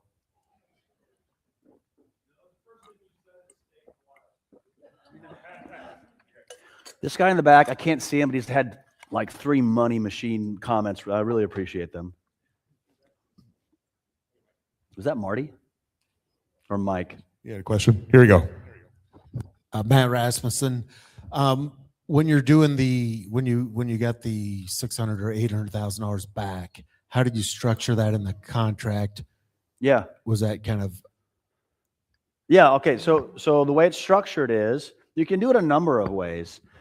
First, you should make sure your lender knows about it and what their comfort level is, because usually lenders, especially most local lenders, the larger you get, you keep things on your balance sheet. But to be honest, most of these notes are sold off into the secondary market. And the reason that matters is this. You think you get a loan and you think you're just staying with your bank. They probably don't. They're probably just servicing your note. I don't know if they are or not. Most of the time they're servicing it. But regardless, you need to make sure, because if you find out, like in my scenario where I said I brought $0 to the table, there are some banks that would never allow that. Sometimes they have a 10% minimum. They want to know that you're bringing at least 10% of the capital. Now, it's not part of your question. I just want to make that known out loud. How did I structure that specific scenario? You do a seller carry, and you do a promissory note and a personal guarantee. So it depends on whether you want to put it in the contract or not. I try to keep it out of the contract only because I don't want them to have a lien on the property. I say, look, guys, and by the way, if you just start doing this, you might find a seller who's saying, I'll do the seller carry, but I really want to be in second position. Then you need to ask your bank and make sure that's okay. But usually, because of our balance sheet, we'll say, I don't want it to be in the contract, and I'm not going to give you second position. You can just sign on my balance sheet. Here, I have a personal guarantee. If I don't pay you this money, you can come after everything I own. That's how we've structured it before. So there's one of two ways to answer your question. Right there in the contract, or you have a promissory note and a personal guarantee outside of the contract, even though those two are usually simultaneous. It's either in the contract with a personal guarantee and a note, or it's outside of the contract with a personal guarantee and a note. I don't know if that answered your question clearly. Did it? I would suggest if you're trying to pull this off for the first time, you may need to just work with the bank a little bit to confirm they're going to be okay with it. Most of the time, as long as you're bringing 10%, they're okay with it. And almost all the times they're okay with it if there's no lien on the property. They don't care. They have first position and there's no lien on the property. It's just important to make sure it's above board and transparent.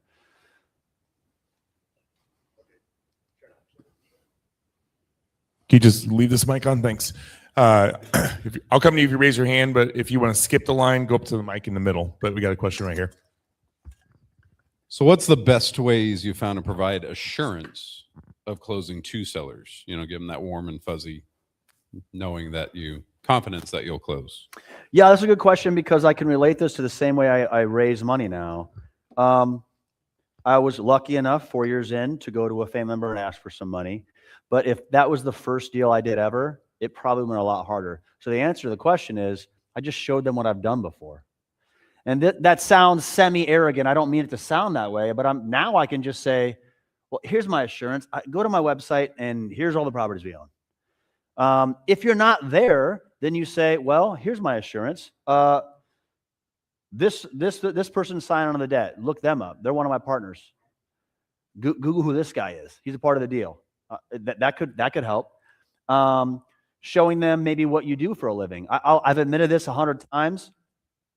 I don't know if it's helped me. I can tell you it's probably unjustified. I've gotten a lot of deals probably, or I've been able to have conversations simply because I have a couple letters at the back of my name. I'm sure that's helped. I don't know if it does or not, but they're like, oh, he was an attorney and master's and seems like an idiot, glutton for punishment, so he could probably handle this. You're like, I don't, but I think it's really just making sure that you're not a tire kicker, and that if it is your first deal or your first deal in that market, I've had agents vouch for me. First deal I ever got in Kansas City, I had an agent from Des Moines not even represent me, just write an email off to the agent that was selling it and say, hey, I know these guys. They're legit. They're great. And that was like 6 years ago. But it was just something to kind of buffer what I had done. What I should have answered your question with is something called, it's an investment deck for now, but it's basically a, some of you guys have heard of Jake and Gino? Okay. I forgot what they call it. It's like an I love me page. It's like a resume. It's one page, and it just shows your education, what you've done, a house you flipped, just something to say, because a lot of times, especially if agents are involved, and I know half the room is agents, so I'm not trying to piss anybody off, but if the offer's going through an agent, you don't know. Maybe that buyer just saw a number, and that's all they have in their head. I don't know who this guy is, and I don't know if it's legit. Say, look, here's my offer. Here's my underwriting. And by the way, here's a little bit about me. This is everything I do. That's really, really helps. From way back when I started to now, I use different mechanisms now, like websites and experience, but you can get that. Or if you have no experience, you can say, I'm 50-50 with the guy who built 16 homes last year. Like we're legitimate. Just any way that makes you more than just a number. Lamond Wilburn. Hello, sir. Let's peel back about 10 minutes ago. You had mentioned, and I love this, that you give all three options, your price, their terms. And then 7 minutes later, you stated that you make the offer first. You give a number to get the footing, the grounding. Now, you and I both know all teaching has taught us those who speak first in negotiating lose. So did this come through trial and error, your change? What brought that about? Can you speak to that? Yeah, I like being challenged. That's fun. Thanks, man. Well, first off, I guess you could kind of say they always gave the first offer because an agent brought it to me and I said, what's the whisper price? What are they looking for? But this whole whisper price of what they're looking for, most honest agents will tell you, we're going to shoot for the stars. We're going to have to come down a little bit. So I get an idea of what they want. But they're not anchoring with that. We have the power. The sellers are in a position. They want to make money and move to Cancun. They want to make money for their investors. They want to stop being a landlord. We have the power. So yes, you might want to have an idea of what they want. In fact, I don't even like offering deals if they say, oh, we're not going to tell you. Well, here's my underwriting. That's what I'm going to offer. But so to your point, I get an idea, but their idea is not an offer. Their idea is just saying, hey, this 123 Street, it's for sale for 80. You could call that an offer. But now you know where they're at. And then my anchoring is my justification for offering 60. My anchoring is, I get it, you want 80. Here's my underwriting. Or here's the house across the street that's the same exact dang house and it's sold for 60. And so there's a caveat to who offers first, but I would not call their list price or their whisper price as an offer. I know, man. I have a feeling you're going to beat me up a little later. I'm excited for this. I appreciate it. Hey, Chris, Nate.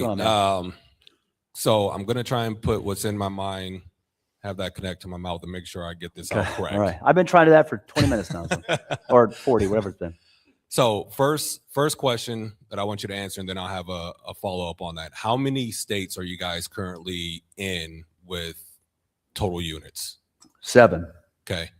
So when it comes to management, yeah, are you guys doing this? Are you integrating that vertically, or are you guys setting up management companies as you go into different areas since you guys are not just local? That's a good question. When we started, we hired whatever third-party property manager that we felt comfortable with. And then we took it in-house and we started locally. So we had in-house Omaha. And then we partnered with somebody from Des Moines and formed an in-house Omaha, Des Moines, and Kansas City. And then we partnered from somebody in Wichita and took over our whole dang portfolio. So it took a while to build up, to learn those right partnerships. Also, when going into a market for the first time, we have chosen not to take on management because we don't know what's going on in that market. You can do all the research you want, but there's a lot of things you don't know. City regulations, there's just weird things that can happen. So one of the things we did, it was 3 or 4 years ago, but we entered Texas and we're like, we're not familiar yet. So we hired somebody local, learned the ropes. 2 years later, implemented in-house management. I always do suggest if you can make, it's a finicky, thin line. If you can make a property manager a partner, it's an opportunity. It could crush you. So make sure there's strict KPIs that they lose equity if they don't perform. But it's amazing, naturally, how a human will take care of something they own a little more. If it's not ownership, what we've done is we've given general partnership shares. So when we all gather money from everybody that are limited partners that they own the property to, and then us at Leavenwealth, we have general partnership shares. Well, when we make money at the general partnership level, we have given like 10% to our property management companies. So they know if they make it perform X, that they'll make more money. So now they're incentivized. You always want everyone to be incentivized. We got another question. How do you find a good business partner? Oh, that's tough. He's still looking. That's tough. Oh, yeah. Yeah. I've been trying to get rid of Owen for years now. Well, it is getting late. I'm going to answer that question. You actually kind of helped me segue into the next couple slides because it is my last slides. There's SEC stuff. That's boring. I'm going to answer this question, I promise, because that was part of my slide deck. That's a great question. SEC real quick. Boring, stupid. It's my last few slides. Not how you should end it. If you're going to raise money from people and they're not going to do anything, please get an attorney. Actually, get an attorney every time. I'm blown away by people who are like, I don't want to spend $3,000 on an attorney, and then they lose $40,000 because they just don't know what the hell they're doing. Get an attorney to help you. When it comes to the SEC, the reason this is so important is if you're going to borrow money from somebody and they're going to be an owner and they're going to be passive, they don't do anything, you're selling securities like the stock market, kind of. But what I'm saying is they're not active, right? So if you're going to do that, I highly suggest that you just get the legal documents accurate and you go through something called Regulation D, 506B, 506C. It's in my slides. It's not that exciting. The point of it is if you're going to raise money from people, get an attorney and make sure you're doing it correctly. That's not me pumping my attorney business. I have a license. I don't even practice anymore. I'm just telling you, you can get in a lot of trouble if you're taking on passive income and you don't do the right thing. So now that I got that out of the way, because that's the boring part, the answer to this question is partnerships. I view partnerships as dating. I've had a number of partners throughout the years. Some of them were great partners. We just wanted to grow in different directions. Some wanted to move. Some wanted to only stick to single family. Some didn't have any interest in, we've raised $110 million today. Someone didn't have any interest in that. They wanted to buy one 24-unit complex and never do anything again. And there's nothing wrong with that. I've had some partners who I learned what to look for and never to partner with again. It's dating. And the cool thing about real estate, I should be looking at you, girl. That was a great question. The cool thing about real estate is you're not tied to a business. You're tied to one asset. That doesn't mean you should be lackadaisical and just kind of go and just partner with anybody. You should sit down with a partner. You should have coffee or multiple coffees. You should get an idea of what you really want this to be. It's easy to say, I want to make money. Well, how are we going to do it? Am I going to buy that? We both want to make money, but then we go buy the asset and you don't want to touch it. You just want to keep that shag carpet in the bathroom and I want to put LVP in there. If we didn't have that talk before we signed a bunch of stuff, we're going to have a little issue.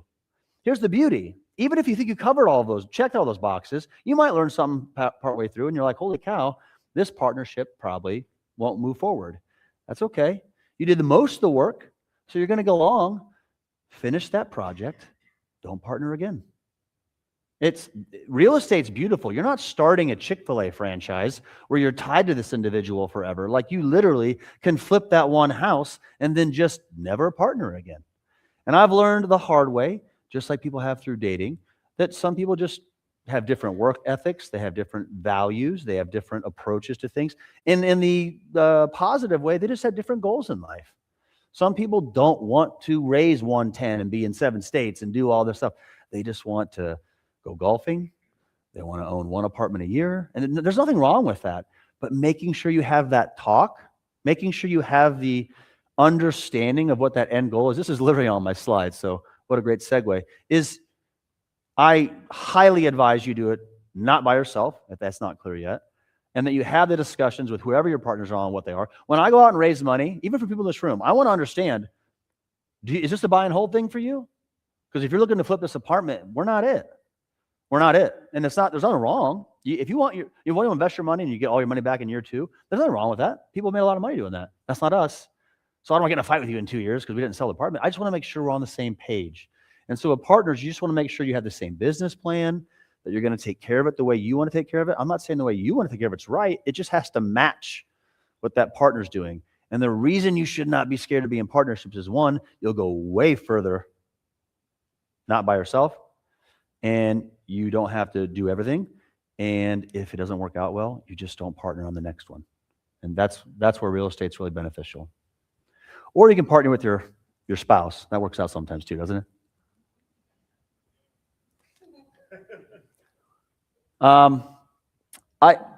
It's 8:30, so I don't want to be too long-winded. I really place the questions. Some of the examples of the things we've done, I talked about the stuff on the side there. We own an 87 unit in Omaha. Bought it for 4.1 at 48 a door. We only put in 900, worth $7.5 million 36 months later. It's literally math. We just raised the income, lowered the expenses, and it's worth more. And it doesn't matter what the apartment next door is worth.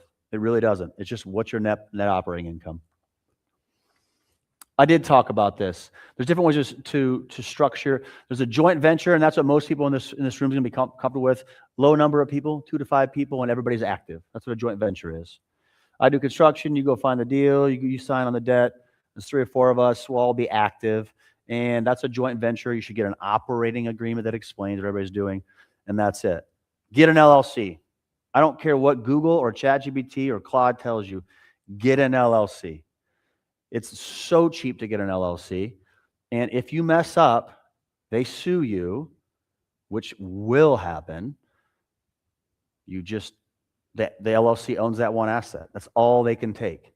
If you buy that asset in your personal name, they can sue you and everything you own. All because you didn't want to pay $500 to an attorney to form an LLC. Form an LLC. And then I already explained syndications. That's what we do. Believe it or not, it does not have to be a $10 million complex. It can be a $2 million complex. It can be a $1 million complex. If you're going to have members of that partnership that do not do anything except for give you money and say, hey, I'll hit you up in a year, just give me a bunch more money than I gave you, that's somebody who's passive. That's a syndication. Just make sure you're doing the right legal documents.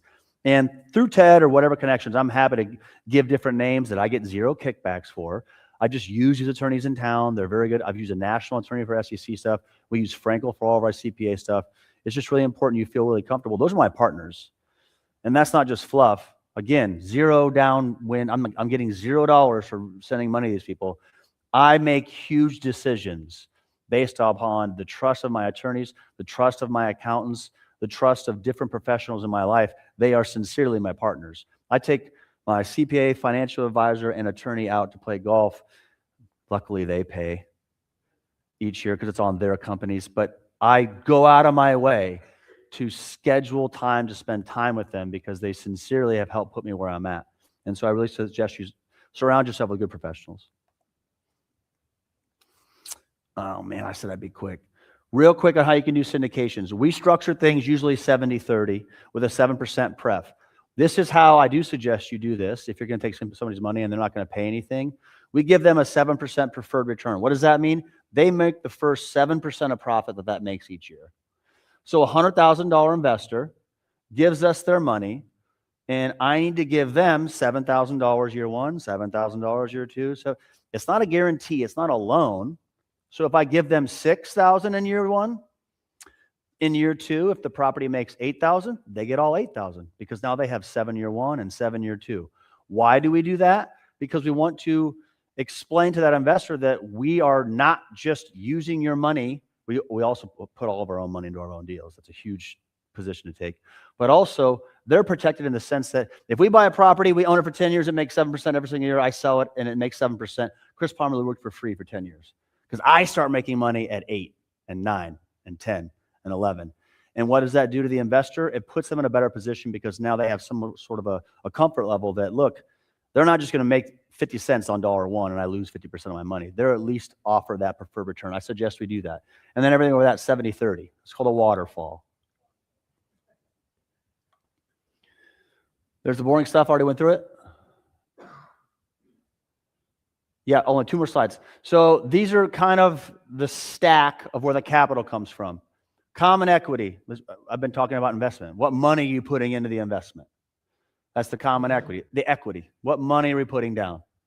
Preferred equity. It's something I've only used once. I hope I don't ever use it again. It was a crowdfunding platform, and they raised from 100 people over the entire country. So it was really beneficial for me because I don't have to finger. But the power of somebody who holds preferred equity is they make those returns, and they make them first.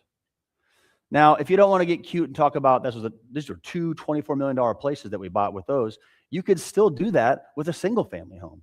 You could that $100,000 guy I told you about earlier, and I said I'd just give him a flat 10%. He was okay with that.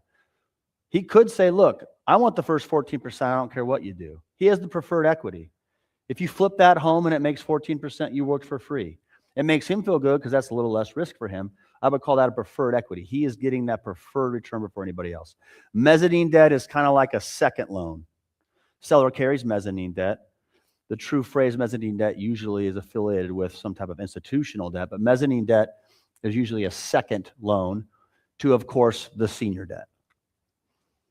My suggestion is try to only stick with 1 and 4 because the vultures at 2 and 3 will make you work for free. Bunch of stuff I went over, legal stuff. Key takeaways. Value add is huge. You have the control to make it worth more, not from guessing, but from literally forcing it to be worth more. Value add is the safest way to buy an asset. Master negotiation. Follow Chris Voss. He's really good. Never Split the Difference is a book. He's written a lot of people. And I don't even agree with some of the things he says. And of course, he shit on me. I mean, he's amazing. So the fact that I don't agree with him doesn't mean that he's wrong. I'm saying you may take 20% of what he says, and it may get you 4 deals this year. I suggest you follow Chris Voss. He's phenomenal at negotiating. Invest in professionals and legal structures. Do not skimp on this. I try to do it myself. I was my own attorney at first. I can handle this. Luckily, nothing happened, but don't skimp on $500. Get an attorney, get it done right, learn the lessons, and then and surround yourself with professionals. And by expanding your toolkit, I really mean figure out creative financing and figure out partnerships. It's the only reason I've gotten here. 4 years, 4 single-family homes, elbow deep in toilets, full-time attorney. Maybe I got to 10 years and had 10 homes, but I was working sincerely like 80, 90 hours a week because I had full-time jobs. Taking a step back, I work less than that now. I still work a lot, but I love what I do. And I have 3,300 units. Now, I don't own all those myself, but the reason I was able to do that is because I'm not doing everything. I'm finding partners, in-house property management, who I own the property management company, but they also are actually majority owners, and they make a lot of money, and they do everything day to day. I find good contractors. I find good insurance people. I find people to make. I told you a story earlier who I was a pushover. Hey, I can't pay my rent this month. That's okay. I'll be back in 4 days. Like, I'm not the guy for that. You don't want me to collecting rent. I'm the guy yelling at the property manager to get some guts and ask for some money. But I understand the predicament they're in. They're better at it than me. They're my partner. They're who I'm leaning on to do things I'm not good at. Cool. That's my QR code.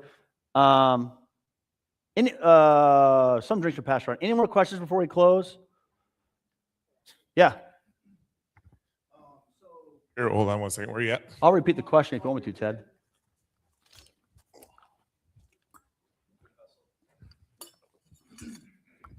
So taking like time and effort out of the equation and money being easy, the easier part of a deal, we can find that. How would you coach someone to start now? Single family, multifamily, what's your approach on that? The hard part of answering that is I need to detach myself from what I already know. So if I didn't know what I already know, but I knew some of it, meaning I learned the partnership thing. You're here tonight. I just learned what you. Yeah, but I know you, and I know you know more than you're letting on. I would try to find like-minded individuals at meetups like this, at the caffeine and cap rates meeting that Owen throws. I know Colin threw one for a while that's probably going to start up in the near future. Josh has a sub 2 meetup, and I understand that's a little bit different. You may have to involve a group, but try to find groups of people who are kind of like-minded. I found Colin my partner because I was like, oh, I got an off-market deal, and I'd show up, and me and Colin would walk in at the same time. So I was always competing against one dude, and finally we're like, dude, let's just partner. This would be a lot easier. And so what I guess the golden rule would be to try to find people who are like-minded with you and who are better at things than you. And that could be construction. That could be finding money. That could be someone who has a balance sheet. You might have a friend who has a rich uncle. He wants nothing to do with the project, but he'll sign on the debt and he just wants 20% ownership. The point of me saying all those things is instead of thinking, well, I found on Google that I need to be really good at these professional at these 7 things. It's out of these 7 things, I'm really good at 3. My goal right now is to find anybody who's better at the other 4. And that is what really, really helped me grow so quickly is I was raised to do everything myself, and I had trouble trusting, and I thought that if I did it, it would be done right. And the problem with that is if you do it right, but you do it in 3 times the amount of time, the only thing to remember is the time value of money and how you can make way more money up front just by finding the right partners. So stop worrying about, I don't have a lot of money. Well, I didn't have a lot of money when I started. Or stop worrying about, I've never been a property manager. Or I haven't even said this yet. I don't know how to find deals. That's the most common thing that I hear. I don't know how to find deals. Well, find someone who knows how to find deals. I get deals from a lot of people in this room. I haven't taken a lot, but I get sent them. And it could be because it's too small, or it could be because it's in an area I'm not very comfortable with. But there are people right now sending out deals that may just want to partner with you on it. Hey, I found this off-market deal. Buy it for $500,000. They'll give you a $100,000 seller carry. And I found the deal, and I'll help you run it a little bit, but I need someone to help me with construction a little bit and maybe signing on the debt. Well, they just found the deal for you. And so you were at a meetup last night saying, I can't find any deals. Well, Josh just called you and said, here's a deal. All you have to do is listen to Josh. Josh has a deal. And so what I really suggest is, I feel like a broken record and probably annoying, is that you just have to get out of your mind that you have to do everything yourself.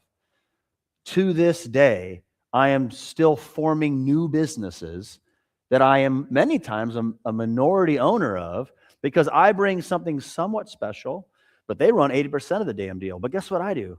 I own 20% of the deal, and I don't do a damn thing. So now I make a bunch of money in this business over here, and I know nothing about the business. I just found someone that did, and I brought a little capital, or I was willing to sign on debt.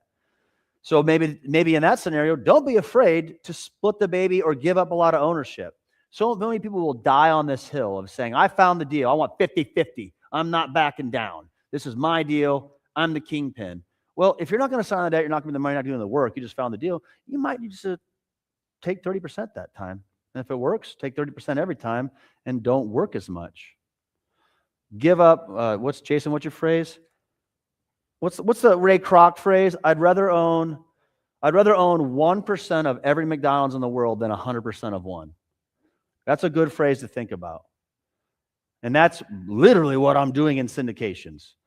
I don't know if this is too personal. Yeah, it is.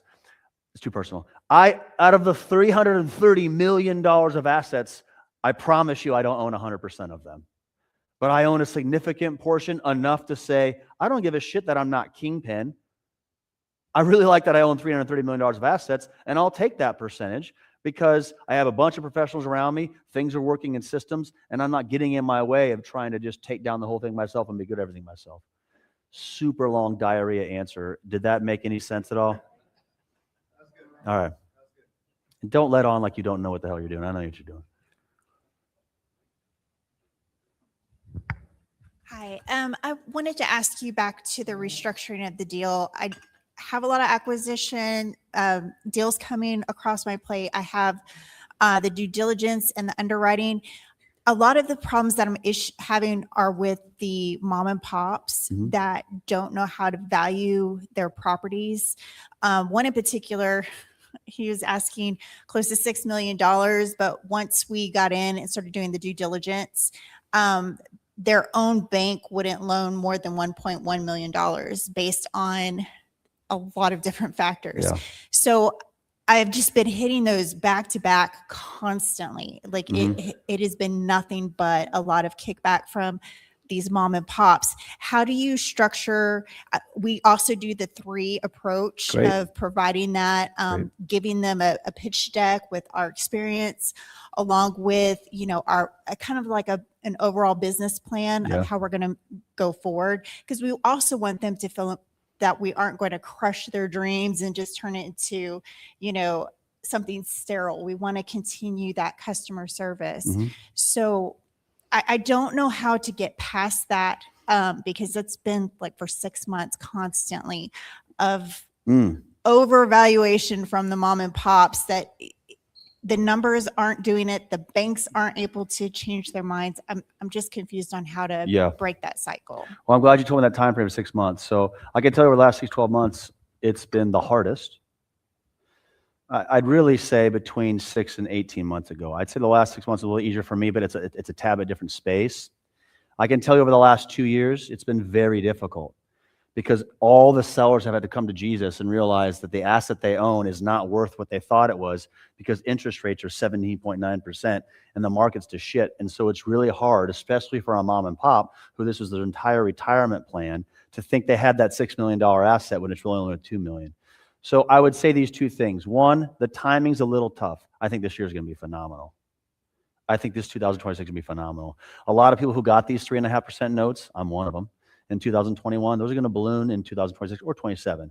Now, luckily for us, we added a boatload of value, so I'm not that worried. But a lot of these people, their notes are ballooning this year. And so you're going to have a lot of opportunities here on that. I'd also say that, so the economy is one thing, and I'm not trying to fall back on that easy answer, but that's been a problem the last couple of years. Is it's really hard when you own something and your whole plan was it being worth X, and then the market happens, which we haven't really seen like that. And that's tough. The second uphill battle for you is I underwrite 50 to 75 deals and I get one. It's just a numbers game. And it sucks. I've gotten to the point now where I can do it a lot faster. And maybe I've missed a couple because I go too fast. But for the most part, it's a numbers game. And so if it's been 6 months or 12 months, what I'd strive to say is, unfortunately, it's a really bad time in the market that's expected to get a lot better, especially after this recent Fed chair was announced. I don't know what's going to happen in the world. Hopefully before World War III, the rates go down. But I do think that we're going to see rates come down, and it's going to really help a lot of people, and it's going to be easier to buy stuff. So you had a bad timing over the last couple of years, but also it's just a numbers game. You just have to keep making offers. A second thing is, I can tell from your question, a third thing, I can tell from your question that you know what the hell you're talking about. Maybe you just haven't found a good deal yet, and maybe you can partner with somebody in here that found the deal. Because you already talked the talk. You already know what you're doing. So maybe that first deal or 10th or 11th or whatever you're on, maybe you only get 50% of that profit, but you're able to find that unicorn or that deal where you don't get pushback because you're not the only one trying to find it. General answer, but I hope that it's a real answer. We've run into a lot of difficulty the last 2 years. We've just lucked out because a lot of our deals are coming from banks. Like people are losing their home, they're not homes, they're apartments. Or we found deals where we're having people go to bat for us. And then after you continue to build more and more rapport and experience, you'll get more and more deals. And forgive me, I'm jumping to conclusions. I don't know how many deals you have. I'm just saying the last 6 to 12 months have been a pain in the ass. You're not alone. Quick and dirty opinion on asset protection for multiple single-family homes. New LLC for every multifamily apartment. But isn't it easy to pierce that corporate veil if you don't have separate accounts, bank accounts for each LLC? Okay, bring them back to law school. I said separate LLCs. You did not ask about bank accounts. I would also say separate bank accounts. You should not commingle a damn thing. Do not do that. You will ruin your entire purpose of an LLC. The good thing about partnering in multifamily or real estate is if one and done, you're done, fine. Who cares? But it's one bank account, one operating agreement, one partner. Over here, one bank account, one operating agreement, one partner. Now, when it comes to single family homes, I have heard the rule of thumb is you don't want to get over $500,000 in any LLC. So maybe that is a couple of single family homes. I have also seen people do a different LLC for every single family home they have. It's about a comfort level, but separate bank accounts, separate LLCs. Okay, I know it stinks, but I can't stress enough the importance of being protected because you might hit it out of the park for 5 years straight.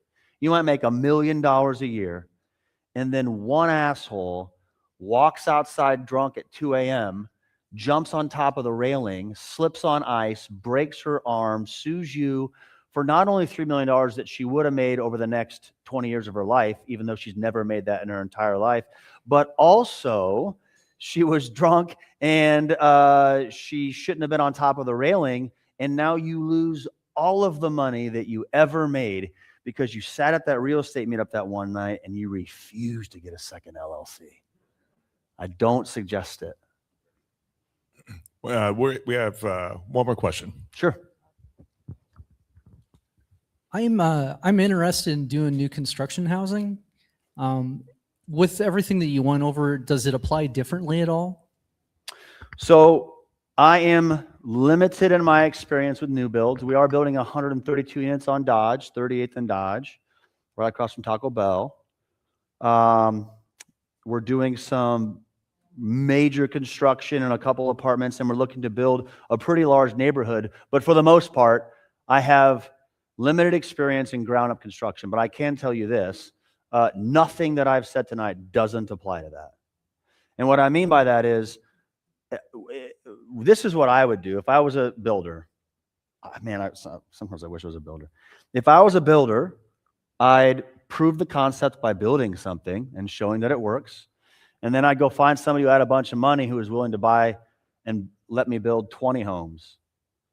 And then I'd rent to own them, or I'd flip them. And people say that you can't do the construction. What you do is, when this is what our builders have done for us, they don't take a GC fee. Now, they may need an advance, right? You can structure it so that, look, you're going to get 30% of the profits, 50% of the profits. And maybe that trickles in so that you don't have any income for 2 years. But maybe you can skimp on that GC fee so you're building it for X minus Y instead of X. Therefore, this person wants to make a lot more money. You just built 20 homes. You got a way bigger margin than your 8% GC fee. You just sold 20 homes and made way more money. That is what I would highly suggest doing. You have a skill that is not only difficult to find, it's difficult to find someone who can do it for a long time. You could throw a stone at 80 builders in 2020, and not a lot of them around anymore because of what happened. So if you have that skill, I'd suggest you partner with somebody and you bring the labor and they bring the boring white collar stuff, and you take it down together. And don't be afraid to take 20, 30, 40%. Don't stand on 50. Ask for 50. I'm just saying, just get in there, man. And then once you're real good at it and you make money on those 20 units, either partner with the other person because you're going to grow even bigger, or go do it yourself because you've learned everything. That's what I suggest. Thanks for listening to me blab up here. I really appreciate it. Thanks for having me. I hope some of it made sense. Thank you very much. And one more thing. There is one more question. I'm going to make you clap turn again the center now. mic on.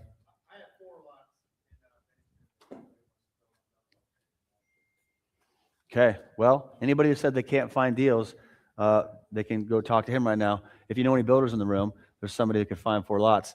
I also want to say one more thing before. Thank you very much for having me. But also, I made a couple comments today about agents. I love agents. I started my first deal ever with an agent, Ted. Ted found the deal. Ted walked the house with me. Ted got me a construction bid. Ted got me the after repair value. Agents can be phenomenal. Just make sure you find an agent who knows what the hell they're talking about, and they're not going to stand in the way. If you have things to say and that agent tells you you're wrong, it's time to move on. They should explain you the scenario. Ted told the story. Chris, you gave me 3 offers. What are you doing? This house is on 20th and Blondo. Like, let's just go there and try not to get shot. Amen. And that's not a shot at the area. Literally, there was a shooting about a week after I bought it. If you would have told me to shut up, I would not have gotten the asset. I would have not gotten the asset. He would have told me, I'm not going to do this for you, and then it never would have moved forward. So try to find your agent and treat them like a partner. I think that one conversation you and I had at that time too, because you're like, hey, I got a best friend that's a real estate agent, and I got another buddy that's an agent, and in that conversation, I was like, find an agent that is your core agent and stick with them. Maybe they're the ones that list your properties. But it was, I learned a lot too in that, because we also said, hey, every agent, especially real estate agents or investor agents, have off-market deals in their own portfolio.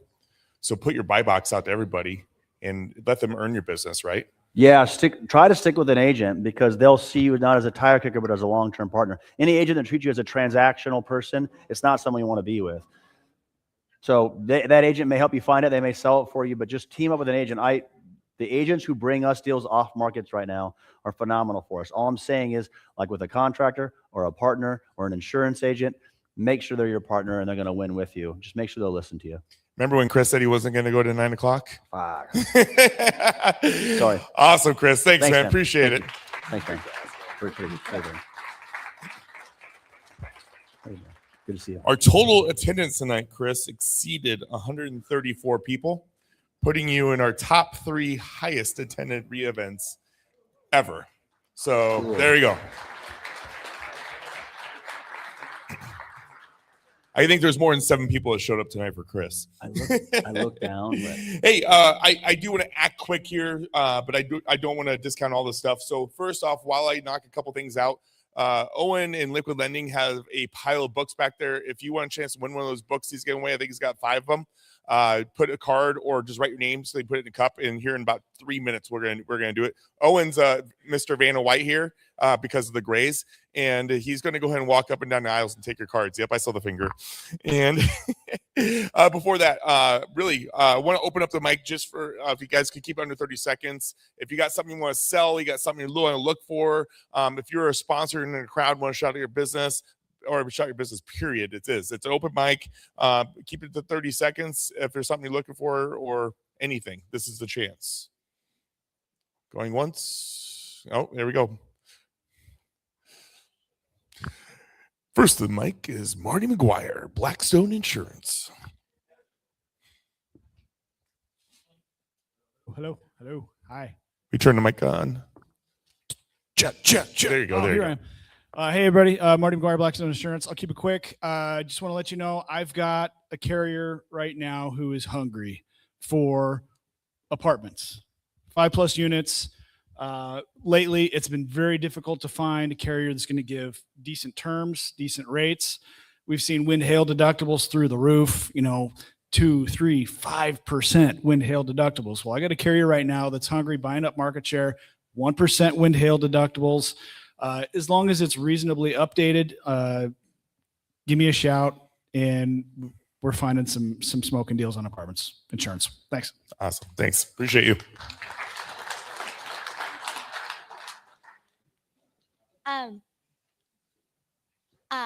I wanted to earn money for a puppy that costs $1,000, but I need to save up for $2,000 because of all the food and appliances and stuff. And I also wanted to do undercover kitchen because that's my parents' job, and they have done so many jobs and making it look much better. And yeah. If that doesn't sell some cabinets, I don't know what will. So for every referral, is it go in the puppy pot? Yeah. So just mention her so it goes in the puppy pot. There you go. Hey guys, it's me again. I always say, for people that know me, real estate scares me. So saying this out loud now, I think it's, I don't know, something that I've been thinking about for a couple of years. I've been prospecting for a couple of years for to go live for co-working spaces with our OBO networking group. I think we're the fastest growing networking group in Nebraska. So I think it's time to partner with a building owner for co-working spaces. So if you have any offices that are vacant, I would love to partner with you guys. Yeah. It's a good lead right there. Cece. Hey, hello everybody. Thank you so much for what you spoke about this evening. I'm working with a gentleman who's helping me fund a resort like entity for veterans.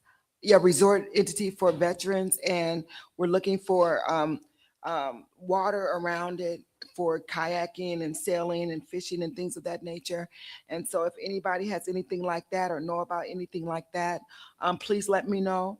The gentleman that I'm working with, he's already funding a project that's $5.9 million. So it can be, so the price, it could be something really, I'm looking for something that's really nice for our veterans. So for my 501c, for our 501c19 veterans, helping veterans, La Cruz Club 19.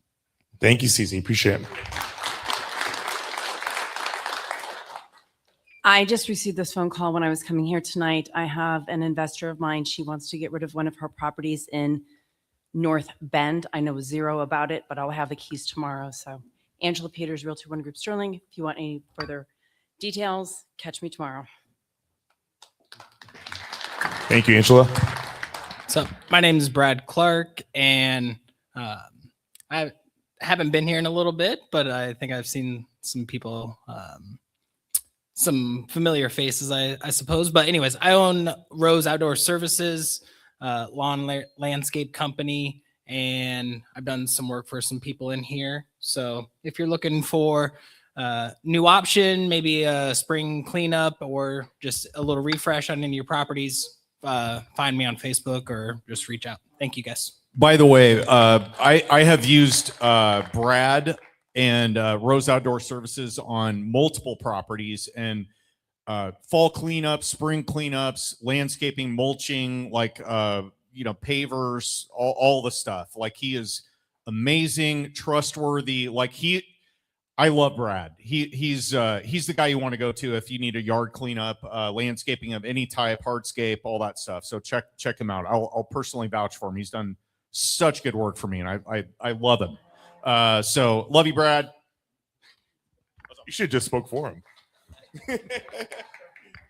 Hey guys, Josh Colbo here. I have a 43 unit single family portfolio in a smaller town about 45 minutes south of Lincoln.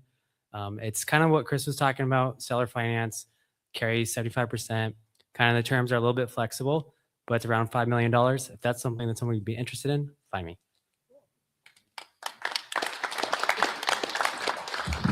So this is going to sound like a shameless plug for LLS, but it's certainly not. The way I say this is I own 3 other businesses outside of this. I own a cost segregation company that just did the cost segregation on the Waldorf Astoria in Miami.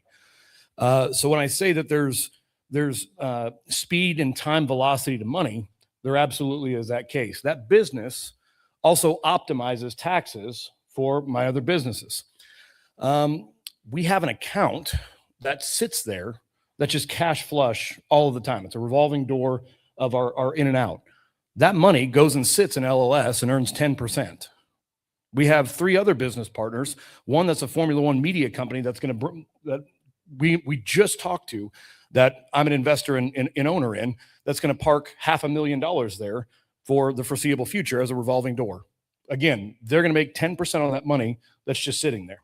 So for those of you in this room that have business accounts that are just revolving doors of money that's just sitting there, consider setting that in an account that's going to make 8 to 10% for you while it's just sitting there, right? We're talking about efficiency. That's what we should do at events like this, is how do we partner and help each other in this room make ourselves more efficient? And that's just a small little one. That's how I use LLS, is it's like a high yield savings account for me in my other businesses. It's exactly how I use it. So if there's that level of interest, come talk to Owen. Where's Tauber? Tauber's trying to sneak out. Talk to him, Chris, me, Owen, anybody else that you see. That's how we're leveraging and using that. Let's help each other make a hell of a lot of money, because we should be leveraging each other for that. Awesome. Thank you. Appreciate it. Okay, we got some books to give away here. So how are you gonna do this? Oh, yes.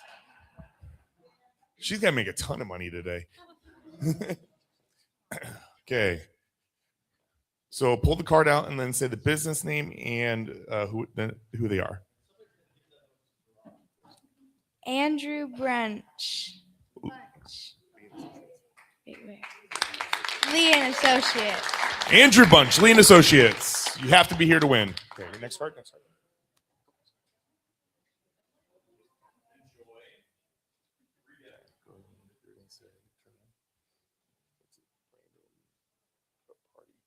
Brandon Party. Burroughs Tax. Okay, next one.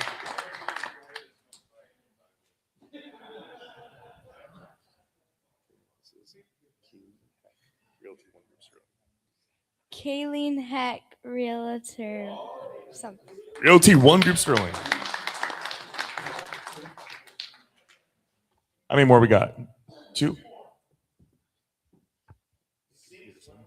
Andrew Peterson. Noblecraft. Last one. Big money.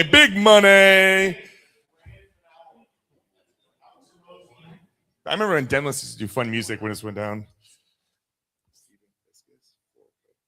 Stephen Fiskus Forco. Stephen Fiskus, Forco. Man, everybody's here. It's amazing that this many people hung out this long. So you know that the content's been good. We appreciate it. Hey, before we wrap up, I just want to say again, thank you to our event sponsor, Liquid Lending Solutions, and the team for coming out. Also, I want to thank G&L Flooring Plus. We really appreciate your guys' support. Drinks are on GNL down there, so go ahead and take advantage of it. The booths are going to stay open a few minutes. Get their cards, put them in your contacts in your phone. You never know when you're going to need their services.